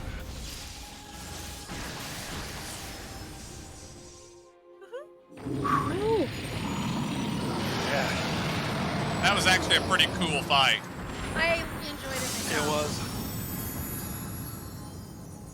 I was all over the place. Yeah. It was a lot of dodge. Yeah, Yes. which sucks for a spellcaster.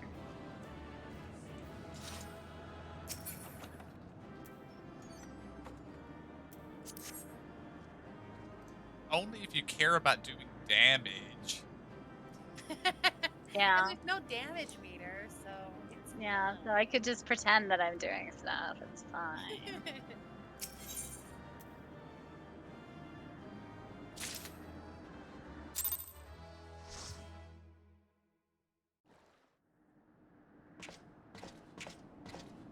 By her gifts hast thou That was a fun earned a fight. moment's reprieve.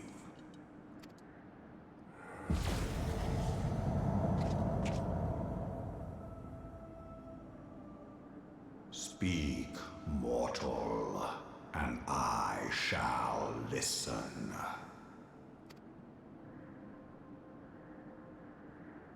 Guided by a star. My people have heard the song. Ishgard shall burn. Sons must answer for their father's misdeeds. We do not forget. We do not forgive.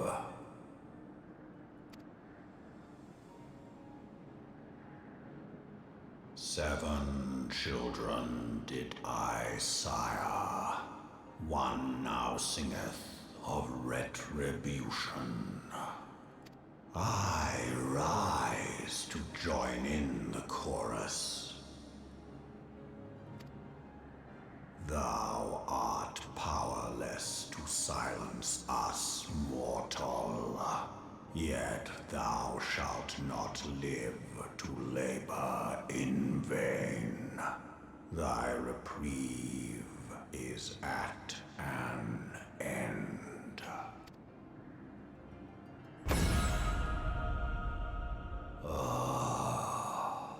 Trickery is thy shield.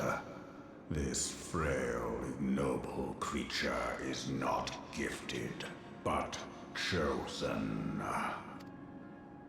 Hearken to me, Hydaelyn. I remember, and I consent. Fear not, mortal. I shall not harm thee.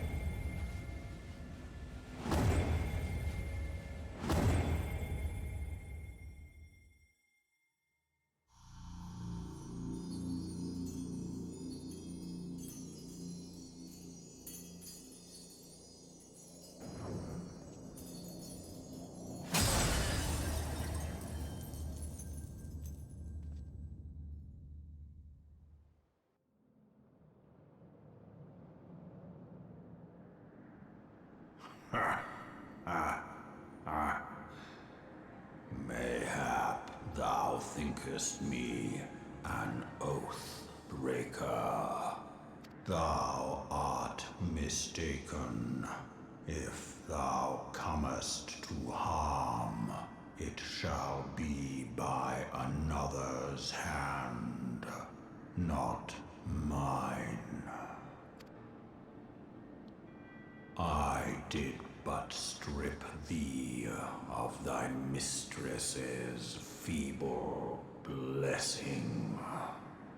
Thou didst profit much by her grace, but no more.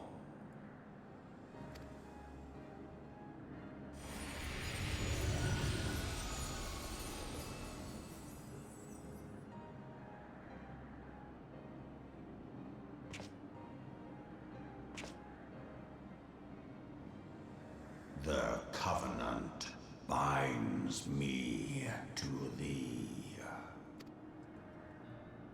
I shall watch, listen, and wait. Fight and struggle, if it be thy will. Man hath ever coveted that which lieth beyond his grasp.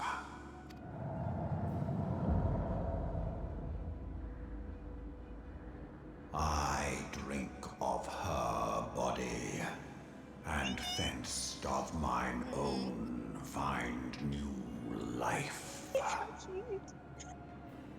When it hath grown whole, the loyal and penitent shall rejoice. The dragon song heraldeth a beginning and an end.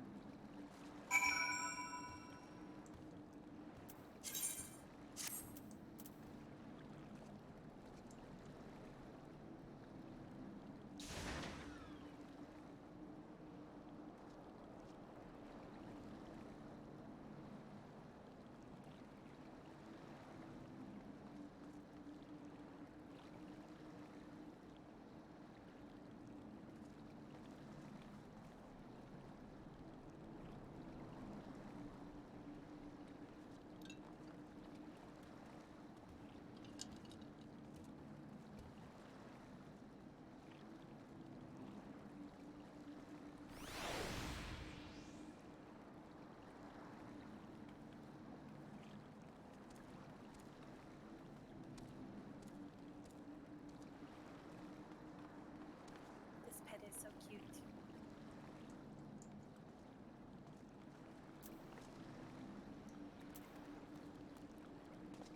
Indeed. Even if it is apparently, I guess, eating our life or eating Heidelin's life or Yeah, something. something. Mm-hmm. I was beginning to fear the worst. Those explosions I saw? Nah, but you shouldn't waste time talking to me. Alpha Node left a message stating that you were to return to the Rising Stones at once. What's Alpha Node doing here? Isn't he supposed to be in Ul'dah? Mm-hmm. He doesn't trust his right hand man. Likelihood high.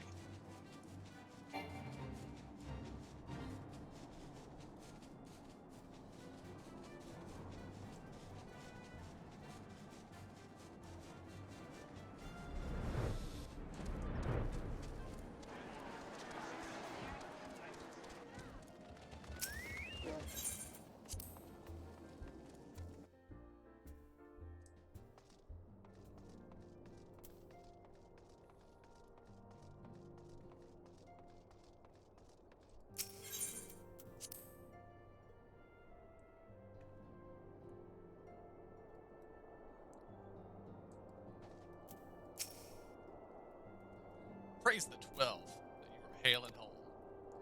I came as soon as Menphilia informed me of Sir Imeric's request.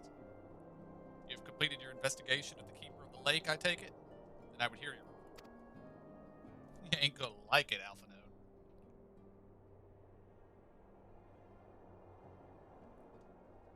You conversed with Midgard Sommer? I swear, were anyone else to make such a claim, I would regard it as with considerable skepticism. Are we to understand that the Worm Lord did not perish and has in sooth lain dormant these past 15 years? Less of resurrection and more a rejuvenation for he who dwelleth in eternity, years passing as moments. Though his words were ambiguous at time, one statement left little room for interpretation. My people have heard the song, Ishgard will burn. Clearly an attack is imminent. We must share this information with Sir Imeric immediately. However, we dare not divulge your conversation with Midgard Sommer in its entirety. To even acknowledge that you heard the voice of a Dravian is a grave but necessary risk. Lest we forget, men have been executed as heretics for declaring as such. For your own protection, and for the sake of our tenuous relations with Ishgard, the truth cannot leave this room.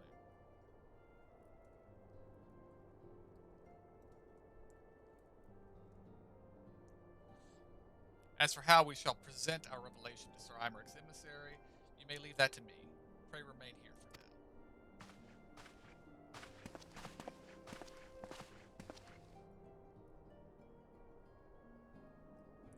So something you were not telling us.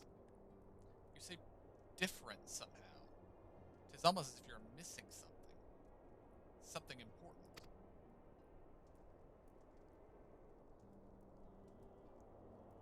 12 for Finn. Midgard Sommer stripped you of the blessing of the light? Are you alright? How do you feel? Let's see. It is a relief to hear that you were otherwise unharmed. It beggars belief that any being could possess the power to deprive you of her blessing. Midgard Sommer made mention of a covenant, did he not? One of the ancient myths regarding Silvertear Falls states that when the waters came into existence, so too did the Great Worm.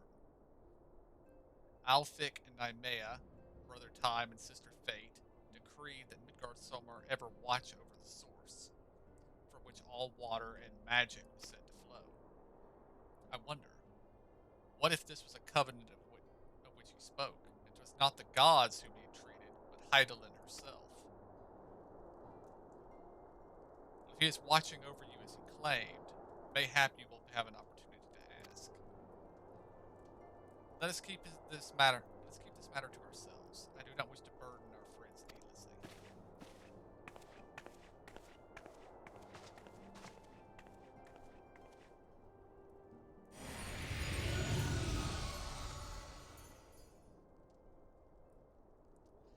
Art thou a pawn or master of thy fate? What hast thou wrought by thine own hands?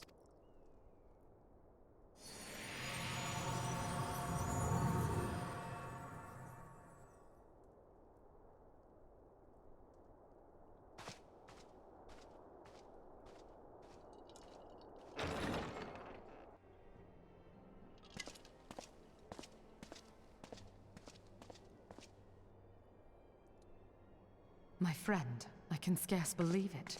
You confronted the Worm Lord and lived to tell the tale.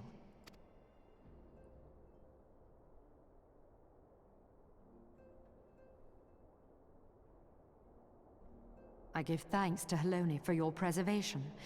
It is our sole cause for gladness. Your encounter with the Keeper of the Lake served to confirm our fears. A great worm has roared, and it makes little difference if it was one of the two in Eorzea or any other. The Dravanians are coming. I am told that Ishgard has magical defenses against Dravanian attack, though I am not privy to their exact nature. Will they be enough to repel a massive force? Ishgard has weathered countless assaults over centuries. This will be no different. And now that you have confirmed the threat, none can ignore the Lord Commander's calls for the wards to be strengthened. I dare not presume to speak for him, but I expect the Lord Commander would sing your praises. I must away, but we shall meet again soon.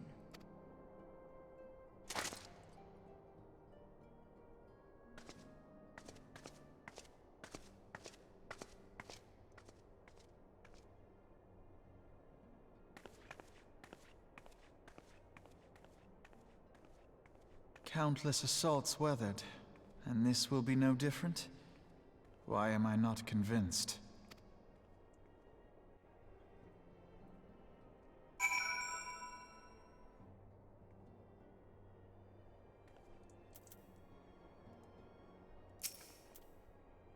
The Ishgardians have warred with the Dravians for centuries.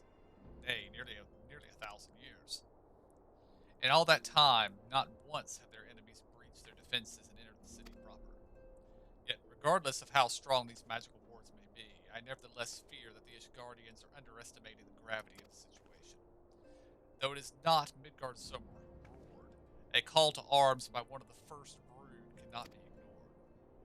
Until such time as they choose to request our aid, however, we can do naught but observe the situation at a distance and pray that our fears are unfounded.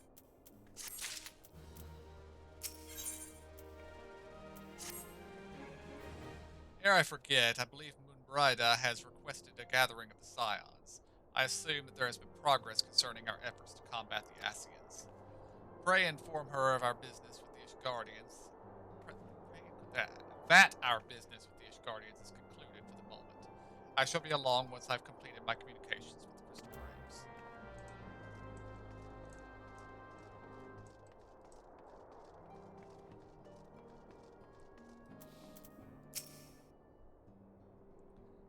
All done with your talk of dragons? Wonderful, because Ascians are next on the menu. Let's head to the Solar, shall we?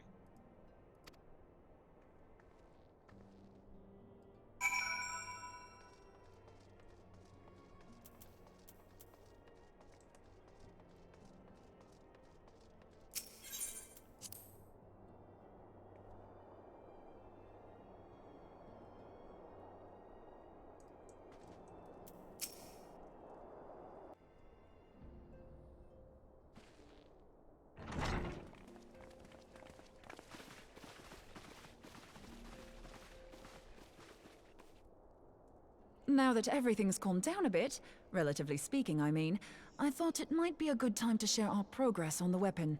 I believe we're on the verge of a breakthrough. Well, don't keep us all in suspense.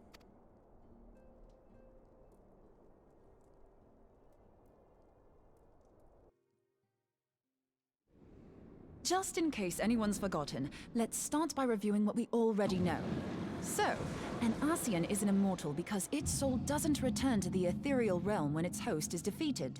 Instead, it flees to the place that lies between our world and the void. Therefore, the first step to permanently defeating an Ascian is preventing its soul from making this journey. And if you recall, when we last gathered here, I had verified that white auracite has adequate capacity to entrap the beings, albeit only briefly. Which left the small matter of their extermination. Aye. To unmake an Ascian soul, one must needs smite it with a concentrated burst, or blade, of purest ether. However, we wanted for both the data and the means to forge such a weapon. Short of experimenting on an actual Ascian, you see, there's no way to gauge how much ether its soul is made of. As such, we don't know what etheric density our blade needs to have in order for it to work. So we'll just have to make the densest blade we can and hope for the best. Though that would require a lot of ether. Hang on a minute. Why didn't we think of this before?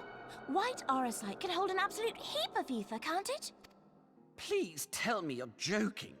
God's sakes, Ida. I feel as though I'm reliving the same scene over and over with you. How many times do you need to be told that white auracite cannot store ether for long periods? Being intangible matter, ether is given to dispersion. Only in its crystallized form is it a stable source of energy. I will test you later on this, so see to it you do not forget. Right, yes. It's all coming back to me. So our hopes rest on good old crystals again, do they? While they are certainly reliable, they leave something to be desired in the area of portability. Indeed. I am reminded of the quantity of corrupted crystals required to thwart Leviathan, and the extraordinary lengths to which the Lamentsons went to transport them. What if it should prove that a similar quantity was needed to destroy an Ascian's soul? Or still more? I do not envy the poor sod who has to lug all of that around, on the off chance that an Ascian appears. That's the very problem we set out to solve, and I reckon we've found the answer. If it isn't practical to lug around the ether we need, we'll just have to draw upon another source. And the only viable source is the land. If you mean to tap the great river of ether, know that it will entail considerable risk. Meddling with the currents may well induce a surge like to the one which despoiled Mordona. Give me a bit more credit, will you? Why would we need to tap the river when there are veritable reservoirs jutting out all over the land? I speak of corrupted crystals. It might be that their aspect is out of balance, but a crystal's a crystal. It contains ether, and we can help ourselves to it. While corrupted crystals are indeed abundant, there is no guarantee that they will be in close proximity at a crucial moment. But what if we don't need them to be? What if we could tap their power from afar? A malm away, say? If we could do that, we'd have ready access to ether aplenty in almost every corner of Eorzea.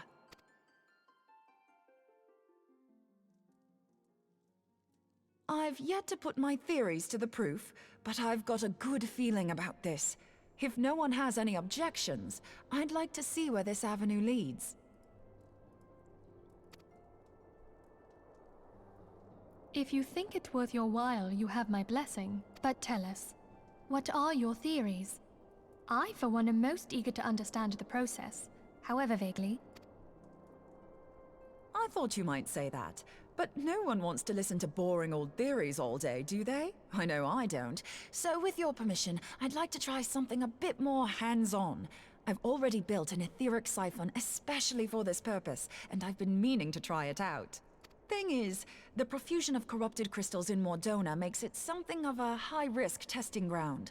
If anything goes awry with the siphon, it would be better if it didn't happen within spitting distance of quite so much ether. Ideally, I need an isolated specimen. Does anyone know where I can find one? May I suggest northern Thanalan? There you will find corrupted crystals of middling size, standing a reasonable distance apart. Ideal for your needs, I should have thought. Oh, and if you do elect to visit the place, I should be much obliged if you would assist me in another matter while you are in the area. Has something happened? Movement has been observed at Castrum Meridianum. During Operation Archon, the Alliance dealt the stronghold a heavy blow. Its facilities were extensively damaged, and its garrison reduced to a fraction of its former strength. Not long after our forces withdrew, however, their ranks were replenished by reinforcements from Castrum's sentry.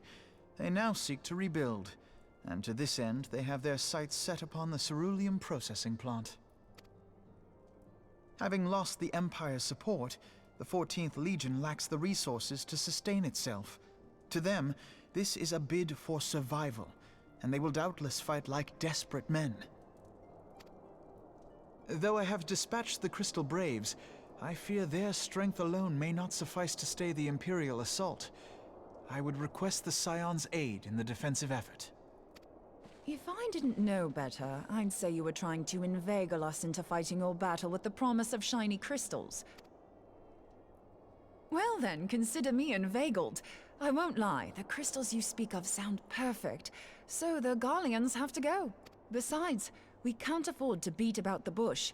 There's no telling when the Ascians will next appear. Thine eagerness to hurl thyself into the jaws of danger cometh as little surprise. Exercise due caution, I prithee. Though you have become a crystal brave, you are yet a scion, Alfino. We could hardly refuse you. Pray, join the Crystal Braves and lend them your support. Thangred and Papalimo shall accompany you.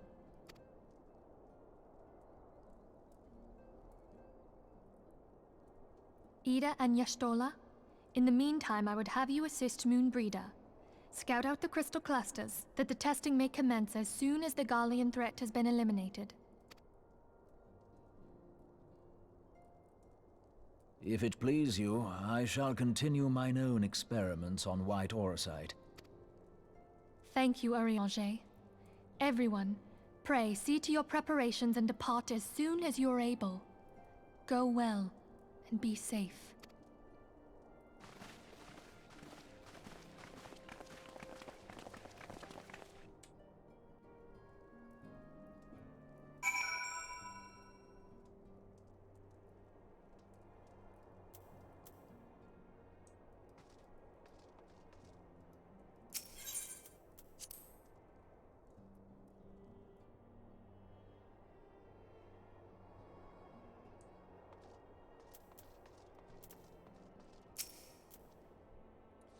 It would seem that events have once more conspired to rob us of rest and recuperation. Though I would wish it otherwise, I must ask that you head straight away to the processing plant. The Fourth have already deployed to the area and await the arrival of the Scions. We'll review on the developing situation. Meanwhile, I must rendezvous with Captain Ilbrid at our headquarters in Ul'dah. I shall take command of our forces with a lighter heart, knowing that you go to support the front lines.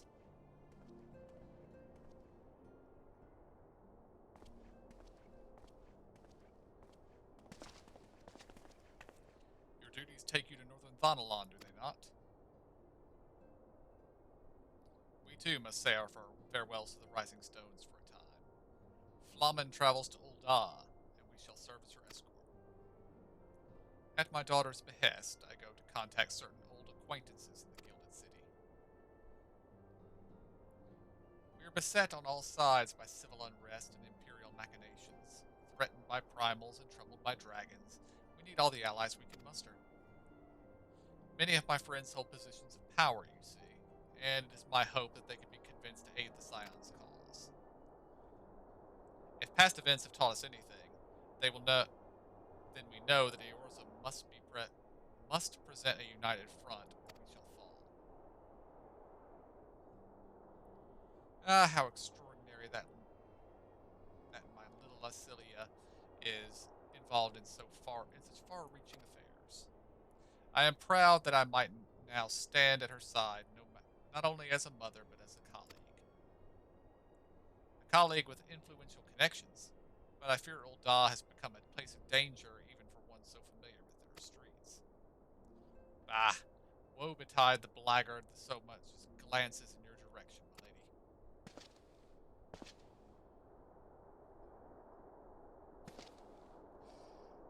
lady. Oh, he's ridiculous. I shall be well protected, it seems. Shall we be on our way, then?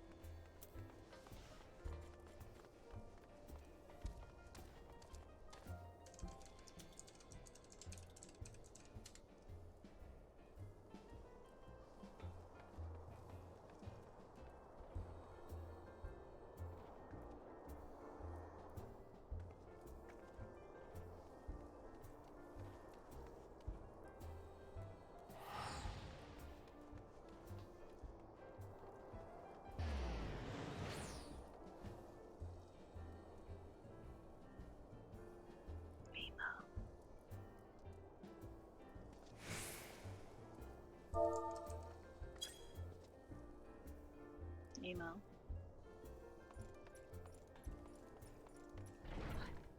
What trickery is that?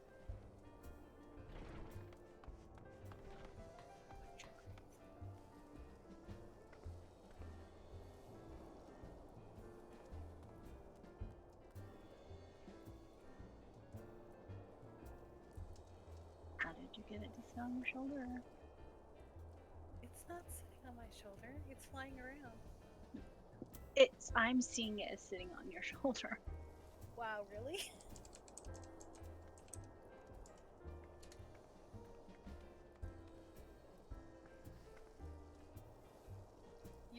Yours is sitting on your shoulder.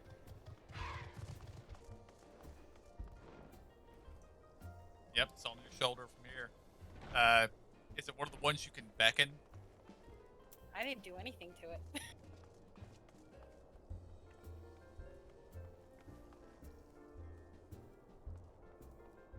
No, it didn't do anything. I'm seeing emails on her shoulder, but mine's just flying around. So we're seeing opposite, essentially. Yeah.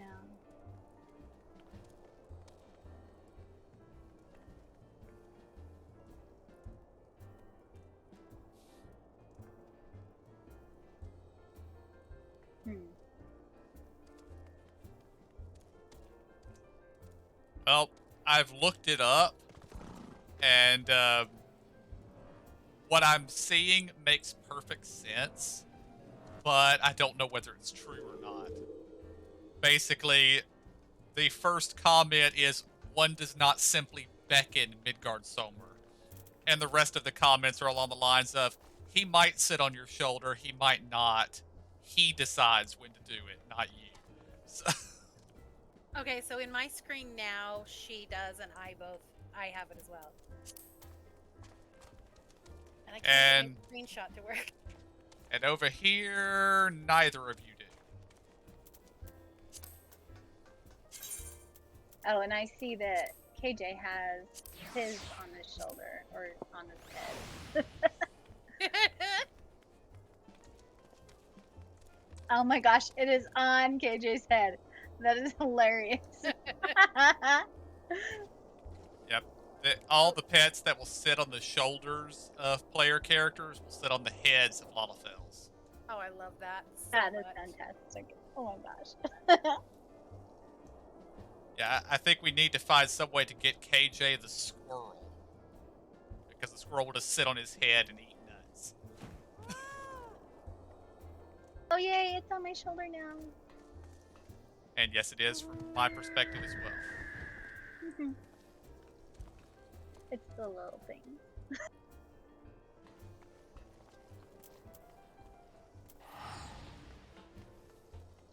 And I finally got the picture to take. Yay!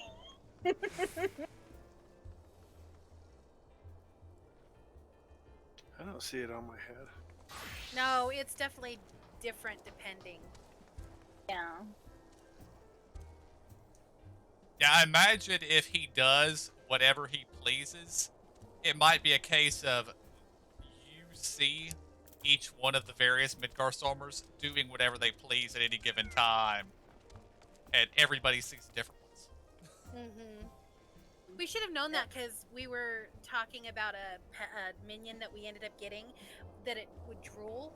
And Zora saw it and she's like, oh my gosh, look at it. And it wasn't doing it for me. I had to wait before I actually saw it do it. Gotcha.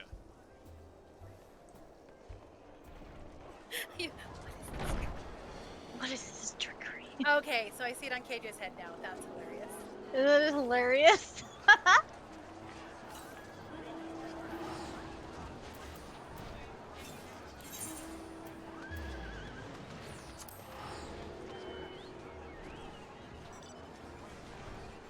Here's the question. Does Hoary Boulder survive this? Yeah. Who? The guy who is escorting Flamen to Ul'dah? Yeah. The big guy who we beat up The red, several quests ago? hair.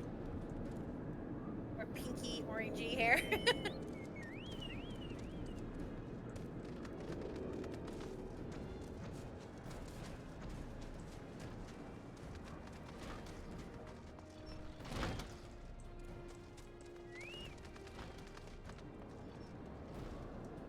Maybe the roof?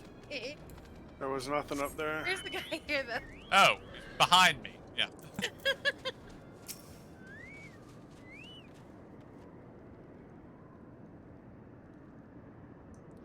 Commander Levelier sent word you'd be coming. A veteran of your talents is most welcome. Not that I don't think we can handle this situation, mind you. I've learned a trick or two since that disaster with the Amojah. But, returning to the task at hand, the Flames reconnaissance scouts have reported Imperial soldiers assembling at Ramon's push.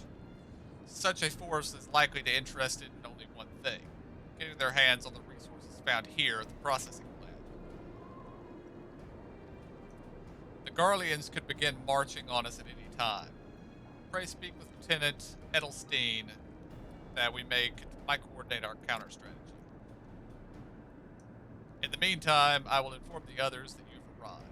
No doubt it will be welcome tidings.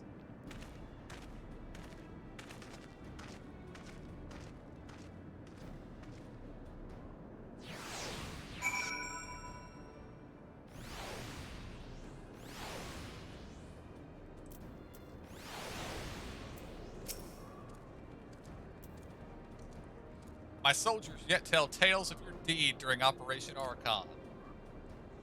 Would that we could sit a while and reminisce about old times, but I fear more pressing matters require our attention. The civilian draftsmen, you see, they have come across several highly suspicious crates within the boundaries of the processing plant. I had my sappers take a closer look, and our worst fears were confirmed. These boxes contain powerful explosive devices of Imperial design. By my order, the Flames stationed here are conducting a thorough sweep of the compound as we speak. Though it troubles me that we were unable to apprehend the Imperial spy behind this, I have faith that our men will be able to neutralize the threat from now. In the meantime, our scouts bring troubling news of the latest movements of the Imperial Army. I would once again ask for your aid.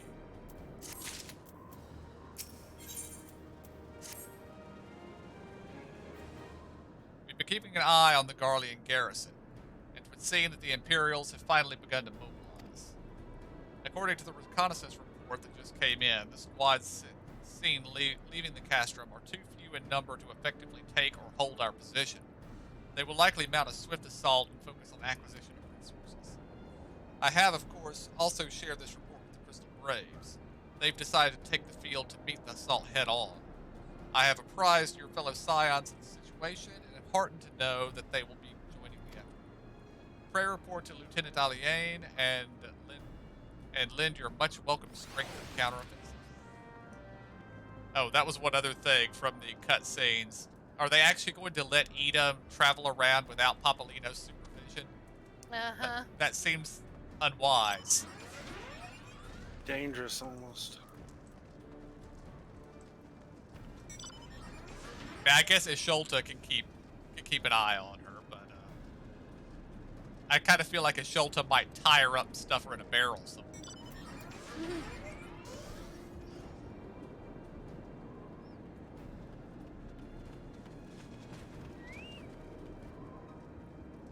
Also, I'm aware that all of the scions are going to get a graphical upgrade at some point. I certainly hope that when Eda gets hers, they give her a pair of pants.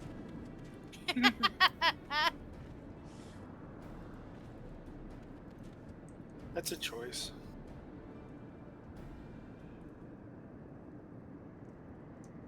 Glad to have you with us.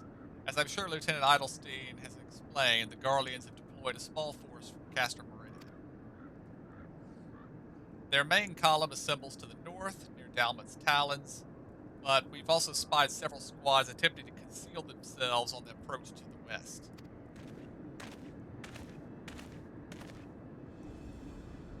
They wish you to rush forth and commit to battle with the main column, leaving a detached force free to raid the plant and pillage supplies. Not much of a strategy, but these are desperate men. Captain Ilber.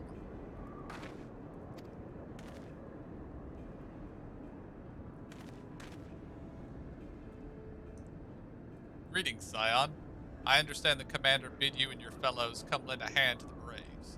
With such mighty heroes at its disposal, the force should could have a little trouble contending with all the Garleans might throw at them. But even you cannot be everywhere at once. The third was getting restless holed up in Old Da, so I marched them out here to fill in any holes in the plant's defenses and add their numbers to your counterattack. The reinforcements are welcome. We have enough soldiers now to divide our own forces and safely engage the enemy far beyond the walls. Aye, it would be best to avoid staging a battle anywhere near this much Cerilu. Let's take this fight to the Garleans. A wise course indeed. I shudder to think of the consequences should any of these storage tanks be exposed to fire. If there are no objections, the Scions should join the 4th and give battle to the main column. You're with the 3rd then, Warrior of Light. Your job will be to intercept these squads hiding out in the west and prevent them from reaching the processing plant. When you're ready to proceed, report to Lieutenant Yuhaze. His scouts should have a rough idea of where the Imperials have concealed themselves by now.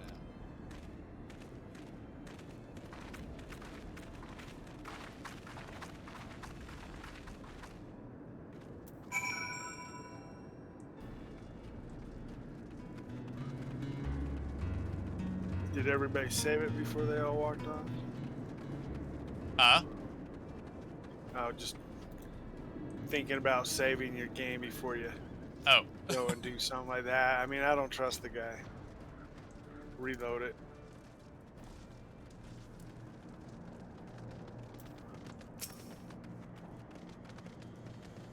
Pleasure to be fighting at your side once more, Scion. Our operations invariably succeed when you're around, and victories are wont to pave road for greater glory. Now that this detached force we've been sent to eliminate has split into smaller squads, the better to conceal themselves within the terrain hereabouts, I imagine. We'll need to split ourselves up as well to cover more ground, and make sure to root out all the would-be raiders. And seeing as you're an army unto yourself, I've assigned you to your own areas to scour clean of enemy soldiers. Aye, this will be a simple search and destroy. We'll rendezvous back here when the task is done. Happy hunting, Scion. Well, at least he's not sending me out with assassins. Yeah. I'm still debatable on whether I trust Yuhaze. He seems to really, really like money, but he's also so so vocal about how much he loves money. He would be the first person everybody would suspect if there was treason going on. So I would imagine he's actually loyal. Right.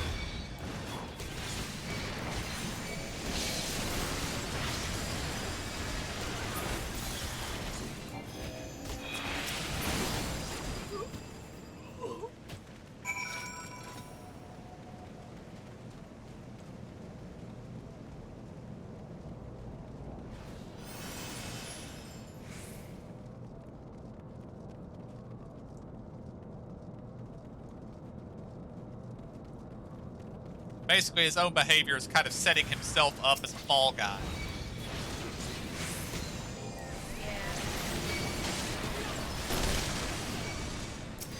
But for that to work, we have to be dead. And that ain't happening. So.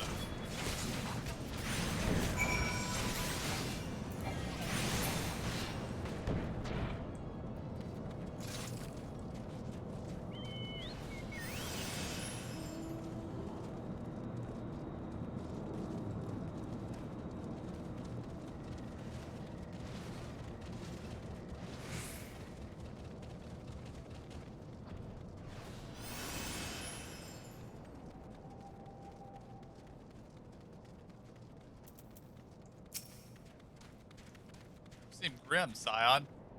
I'll take that to mean that between us, more than a few Garleans won't be making it back to the Castrum. These Imperials, though, they certainly made us earn our pay. I would be a happy man if I never had a tussle with another of those Magitech horrors. It is time we bid this war-torn land farewell. I will contact the 4th and let Lieutenant Aliane know the west is clear now. I would appreciate if you would do the same when you report to Lieutenant Idlestein.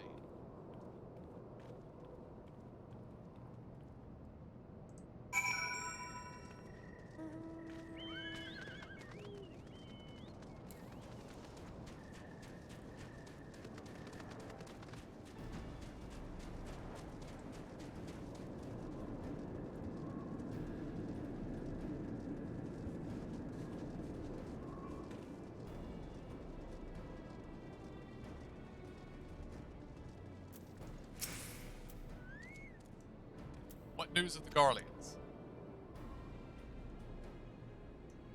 The raiding parties who know more, then. Excellent. The Amagina engineers will be most relieved to hear that this plant no longer in immediate danger. Thank you for your assistance.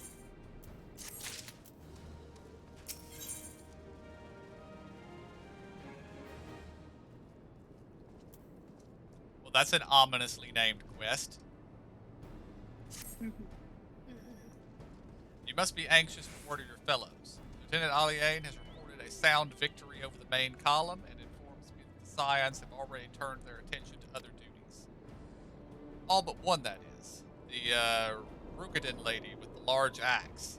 It would appear that she has chosen to remain at the site of the battle. I know not what tasks keep her from returning to civilization, but Northern Thanalan is no place to wander alone, even for a capable sort such as her. I would certainly feel better about things if you would check in on her before you continue on your way.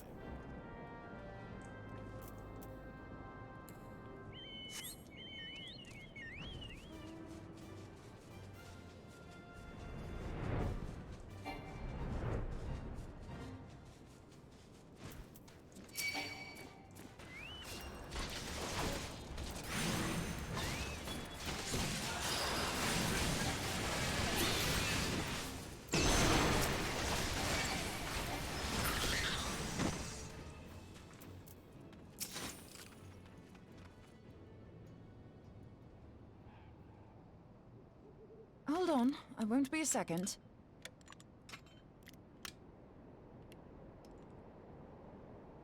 The beast seemed peckish, so I gave it a taste of my axe. I know. As Urianger never tires of reminding me, an axe ill becometh the hand of a scholar. What can I say? I like axes. To hear my mother tell it, I came into this world holding one. And it's not as if it stopped me picking up a quill, is it? I often think of the man who introduced me to the joys of learning. He's one of the reasons I decided to come to Eorzea. Him and my excruciatingly stiff childhood friend. Considering how unalike we are, it's a wonder we ever got on. The world's a strange old place, isn't it? Aye, that ought to do it.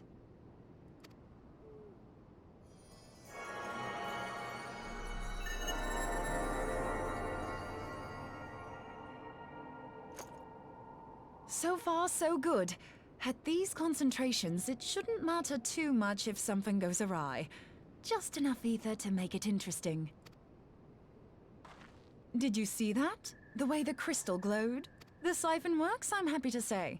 With a few refinements, it should satisfy our appetite for ether, which just leaves the small matter of forging our blade. I'm not sure how to go about it just yet, but I swear to find a way. I'll put a blade in your hands if it's the last thing I do. He senses me.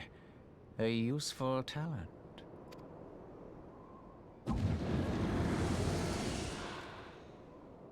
Hanassian, are they onto us? By your brand, I see you are an Archon of Sharlayan, keeper of knowledge, seeker of truth. Meddler. I don't know what the hell's you're saying, but I don't much like your tone. Your instincts serve you well. But come, be not unsettled on my account. That lovely brow was not made for frowns. But I waste my breath. Let me direct my words to one who understands them. We meet at last, warrior of light. I am Nabriales. And you have long been a thorn in my side. I suffered the overweening presence of La Habrea that men might host the power of gods, only for you to undo my hard work.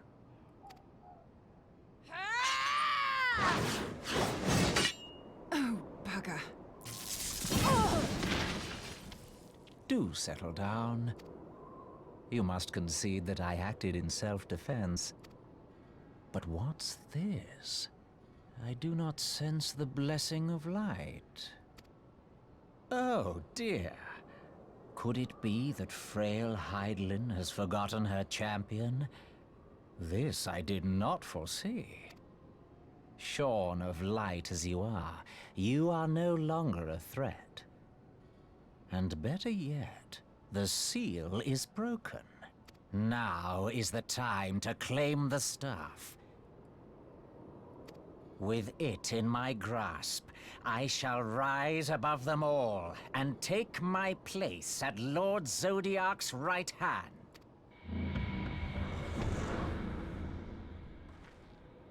What did that bastard want?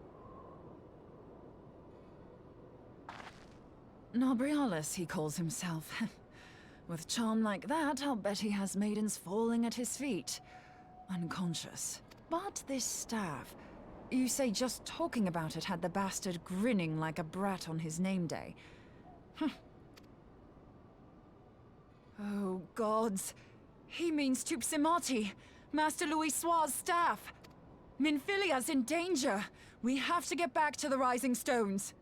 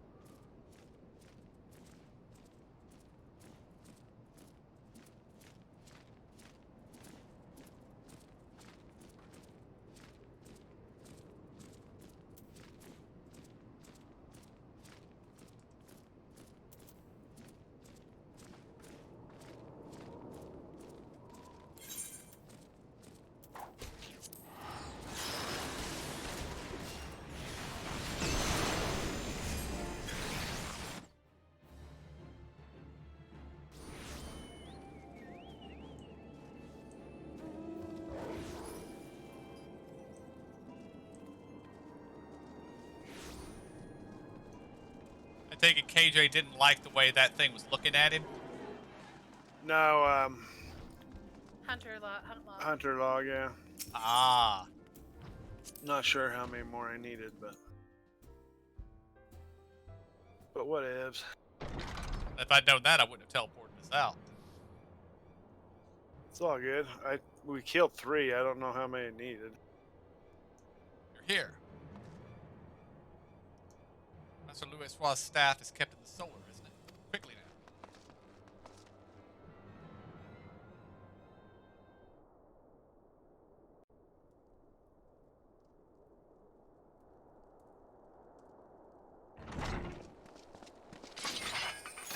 You two!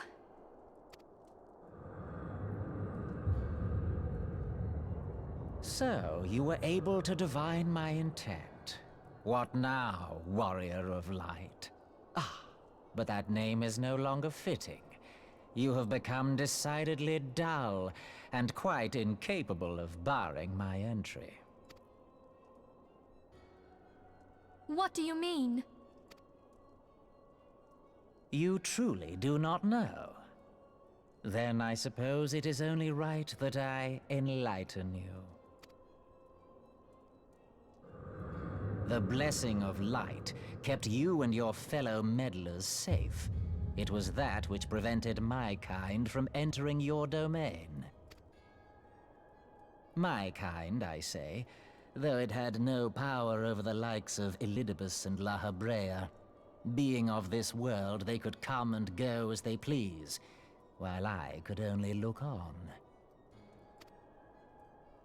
But I need look no longer. Now that the seal is gone, I mean to act. Unlike the others, I am not given to waiting. I shall take that staff and bring about the next rejoining. Rejoining? Then it was your doing. The Isle of Val, the scholars, all of it.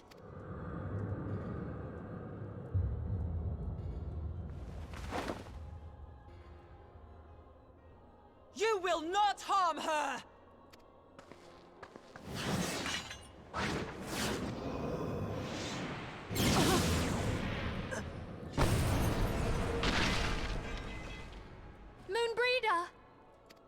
Why must you insist on forcing my hand?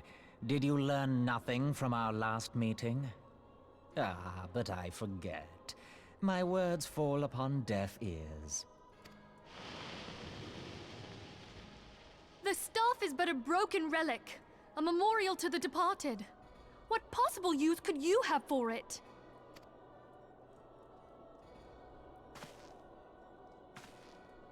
What use? You mean to say that all this time you kept the key, never knowing what it was you possessed? The staff Tupsimati, or rather the stone tablet it bears, is host to a great power. Together with the horn, it can be used to draw vast quantities of ether from its bearer's surroundings. How else do you think Louis Soir was able to invoke the power of the 12 without making them an offering of crystals? Summoning requires not only prayer, but a profusion of ether. Even a child knows that. If I did not know before, you may be certain I do now. But above all, I know that we cannot allow this staff to fall into your hands. I will die before I let you take it. Insufferable woman. I would happily end your miserable life here and now. Alas, Elidibus would never let me hear the end of it. Very well. If you will not part with the staff, I will take you too.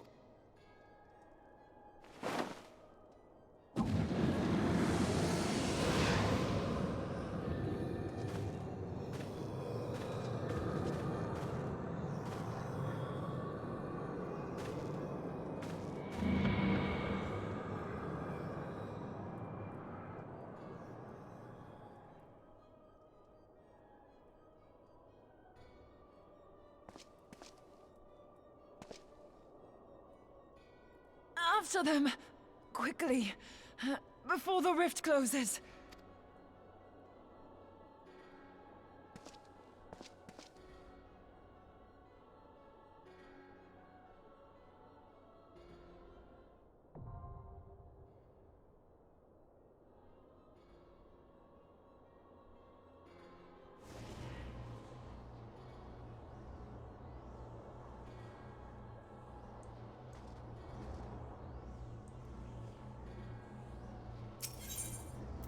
We all entering that? There's a Yeah, it's weird that we're all Yep. in here. We're all instanced, but this is a 8-man instance.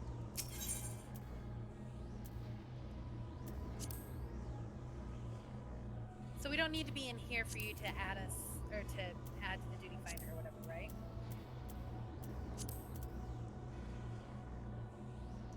Shouldn't have to be.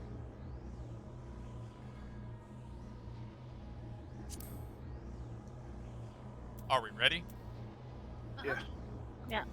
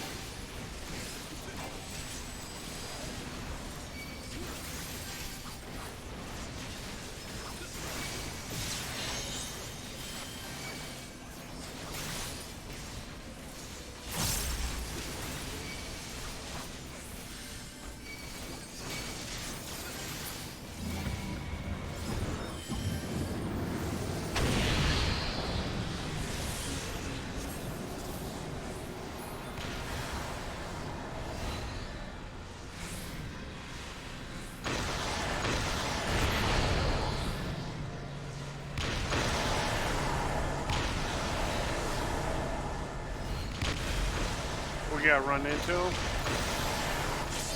I don't know.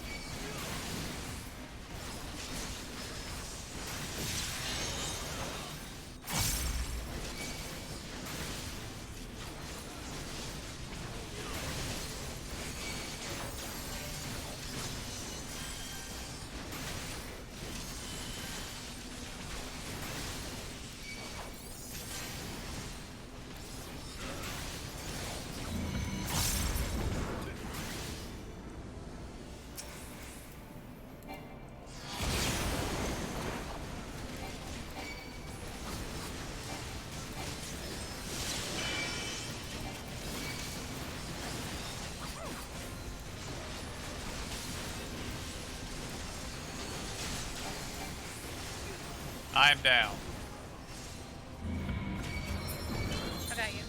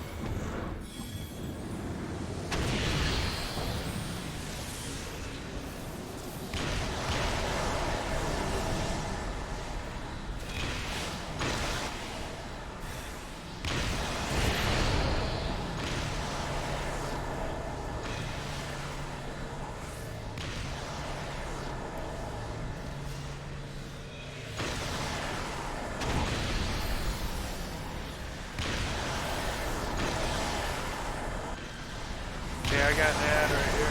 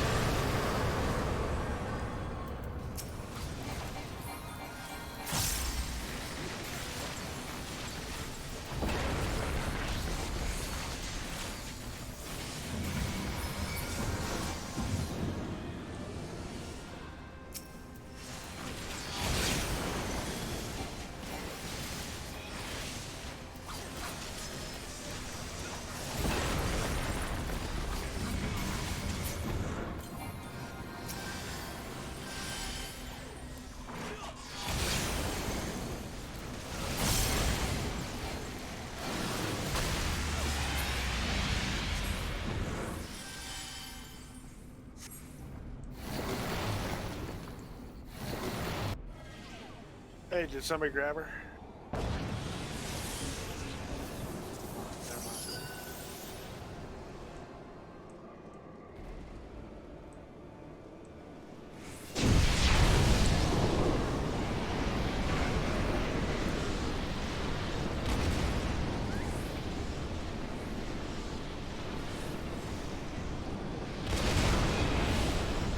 I'm down.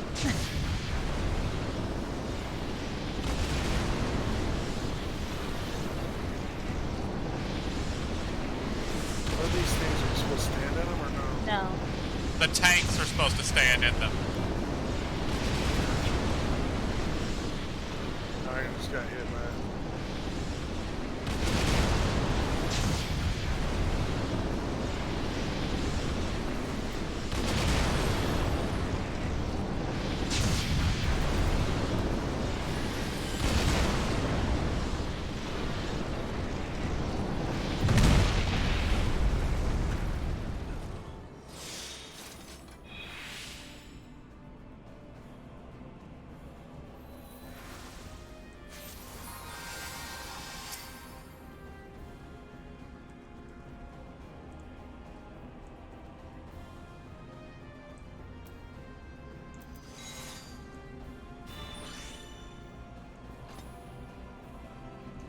Yeah, I was standing in the wrong place.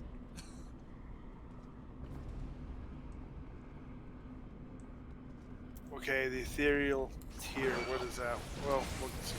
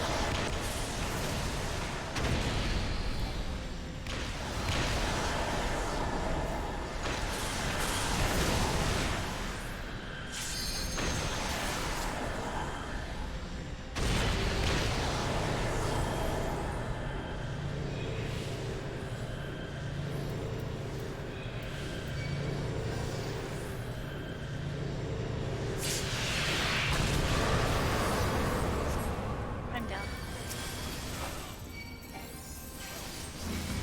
So is the other tank.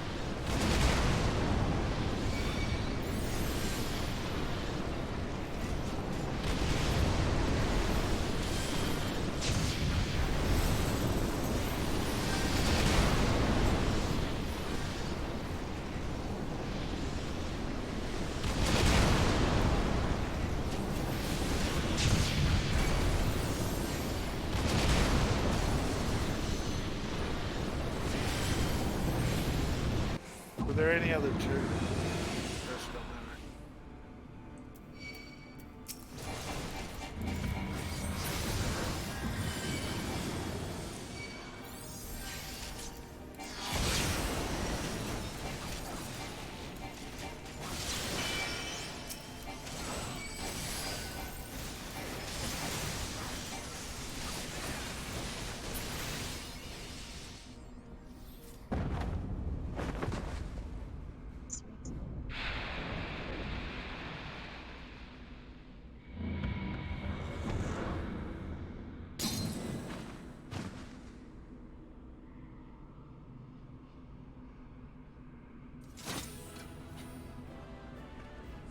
Yay.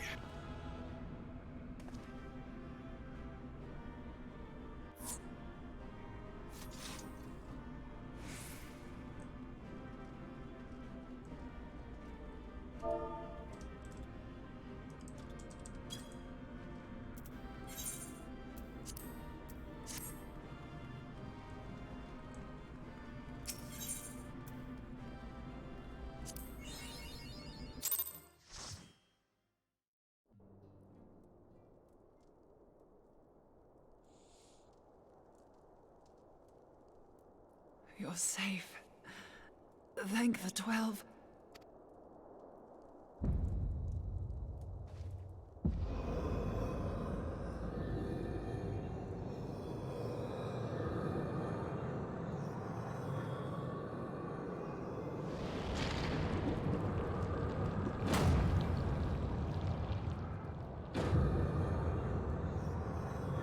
You may have bested me this day, but what of the next? What of all the days to come?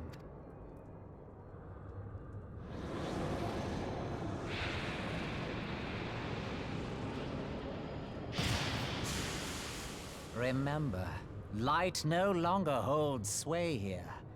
I may return whensoever I wish, again and again and again.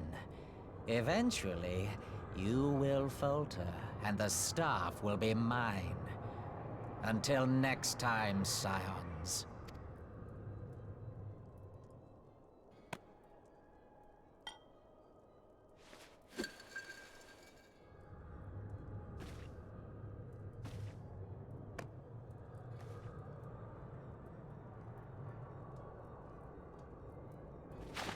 There will be no next time.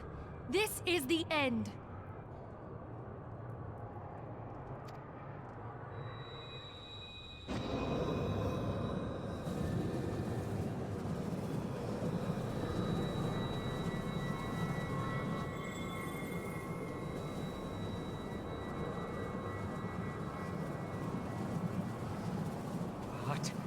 What trickery is this?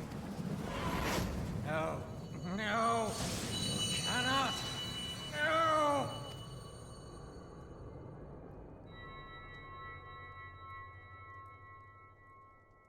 Use Tube Samati to gather ether. Quickly, before he breaks free!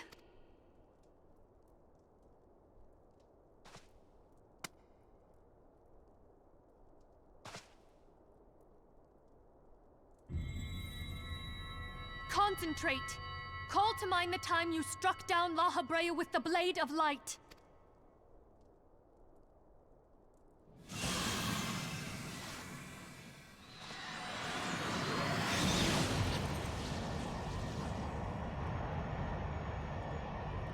Why won't it work? Is it because we lack the blessing of light? Damn it. So much ether. And it still isn't enough. Fools! No mortal prison can contain me! I shall make you pay for your insolence!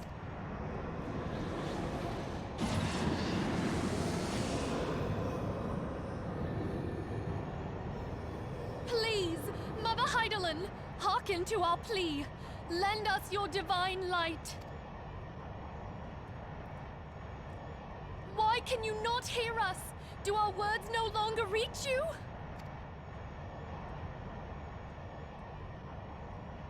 If only we had a bit more ether.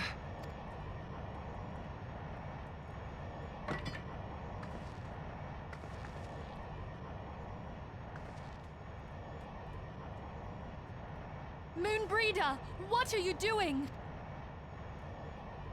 Master Louis, I understand now. The choice you made in death. There is life. Farewell, Urianger.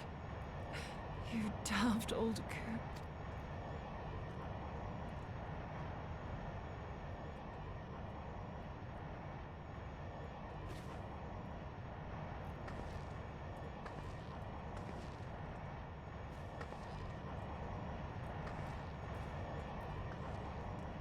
Moonbreeder, no!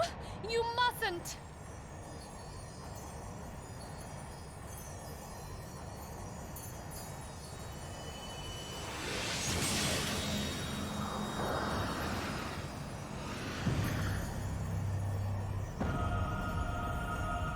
What? No! It cannot end! I am eternal! I am immortal!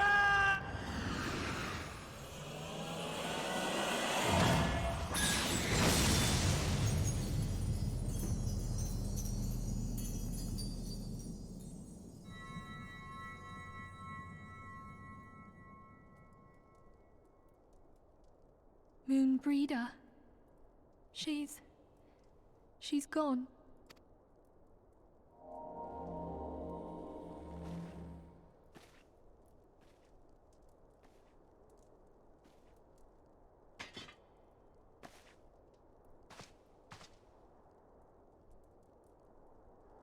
You did it, my friend. The Ascian is dead.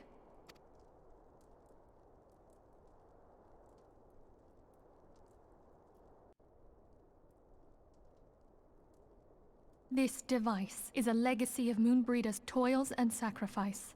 I shall hold on to it for safekeeping. Minfilia, are you all right? I am. Oh, we were surveying northern Thanalan when we received the distress call. We returned as swiftly as we were able.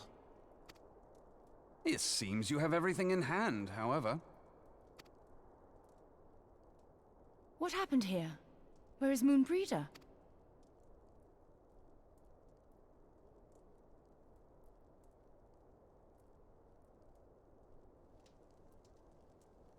She gave her life to temper the Blade of Light. I have no words. Rather than await the inevitable, she took her fate into her own hands. Does Urianger know?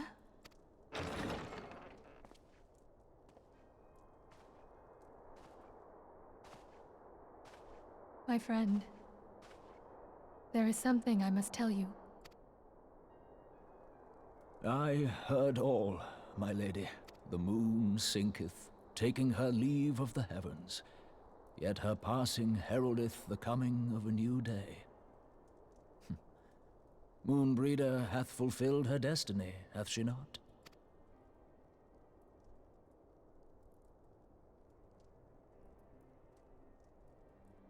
Long ago, far across the seas in the Charlayan motherland, Moonbreeder and I did study under the sage tutelage of Master Louis. Full oft did he impress upon us that knowledge existeth to serve the greater good. This sentiment, however, was contrary to the nation's policy of neutrality, which censured, in spite of vehement opposition, he founded the Circle of Knowing, and journeyed hitherto the heart of Eorzea. Through his noble sacrifice was the realm spared its doom. Yet this great soul, whom all should rightly have honored, was branded a pariah in his own land. His peers did accuse him of forsaking his duty as a man of learning, and of meddling in the course of history. When he left Charlayan behind, Master Louis gave no word to signal his intent to Moonbreeder. Close as they were, as master and disciple, she was deeply wounded by the sudden exclusion from his confidence. Above all, however, she was confused. Try as she might, she could ill comprehend her master's motive. The slanders that were heaped upon him after his passing served only to inflame the turmoil within her. For years upon end, she knew not what to believe. Torn as she was twixt the man whom she revered and the man who forsook her and his duty both. The Louisoix I knew would never forsake his duty, much less one of his own. This I know full well, my lady. 'Twas not for want of love that Master Louisoix hid his intent. He but desired that Moonbreeder discover her own path, free of the shadow of his influence. Long did I contemplate revealing the truth to her, and long did I hold my peace. After all, was it not Master Louisoix's wish that she come to the truth unaided? I told myself it was, and resolved to let her suffer. Knowingly did I deny my friend the comfort she craved. And now she hath gone to her rest, with doubt still in her heart. Speakest thou in earnest? Did Moonbreeder truly come to understand Master Louisoix's will before the end? The realization hath set her free. She may now find the peace which hath for so long eluded her. Oh, Moonbreeder, my dearest, how I shall miss thee. Moonbreeder gave her life that we might possess the means to defeat the Ascians. Her sacrifice must not be in vain. Let us continue her work on the Blade of Ether and see it to completion. My lady, I would mourn Moonbreeder in mine own way. I beg your permission to return to the Waking Sands. Of course, my friend. Take all the time you require. We shall be here should you have need of us.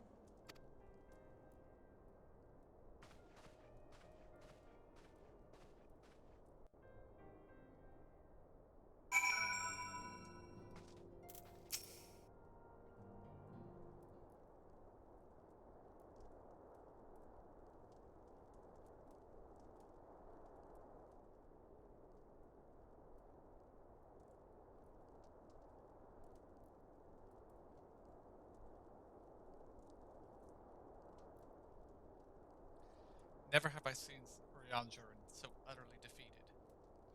No one should be made to suffer such grief. We shall gather in the Charlian Manor to celebrate Moonbreeda's life and mourn her passing.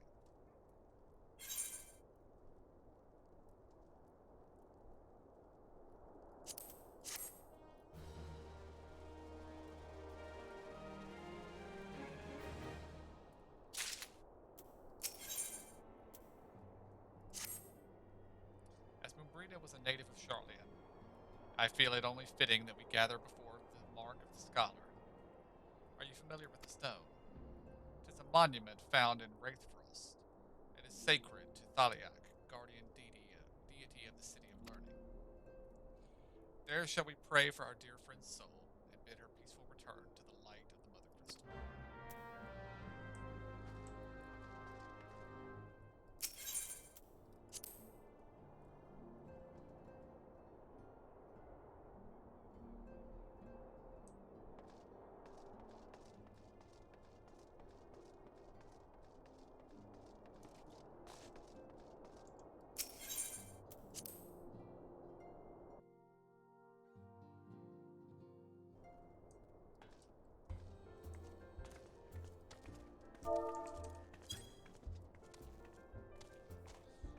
Alright, guys, we are going to call it here for the day. And we may be back tomorrow.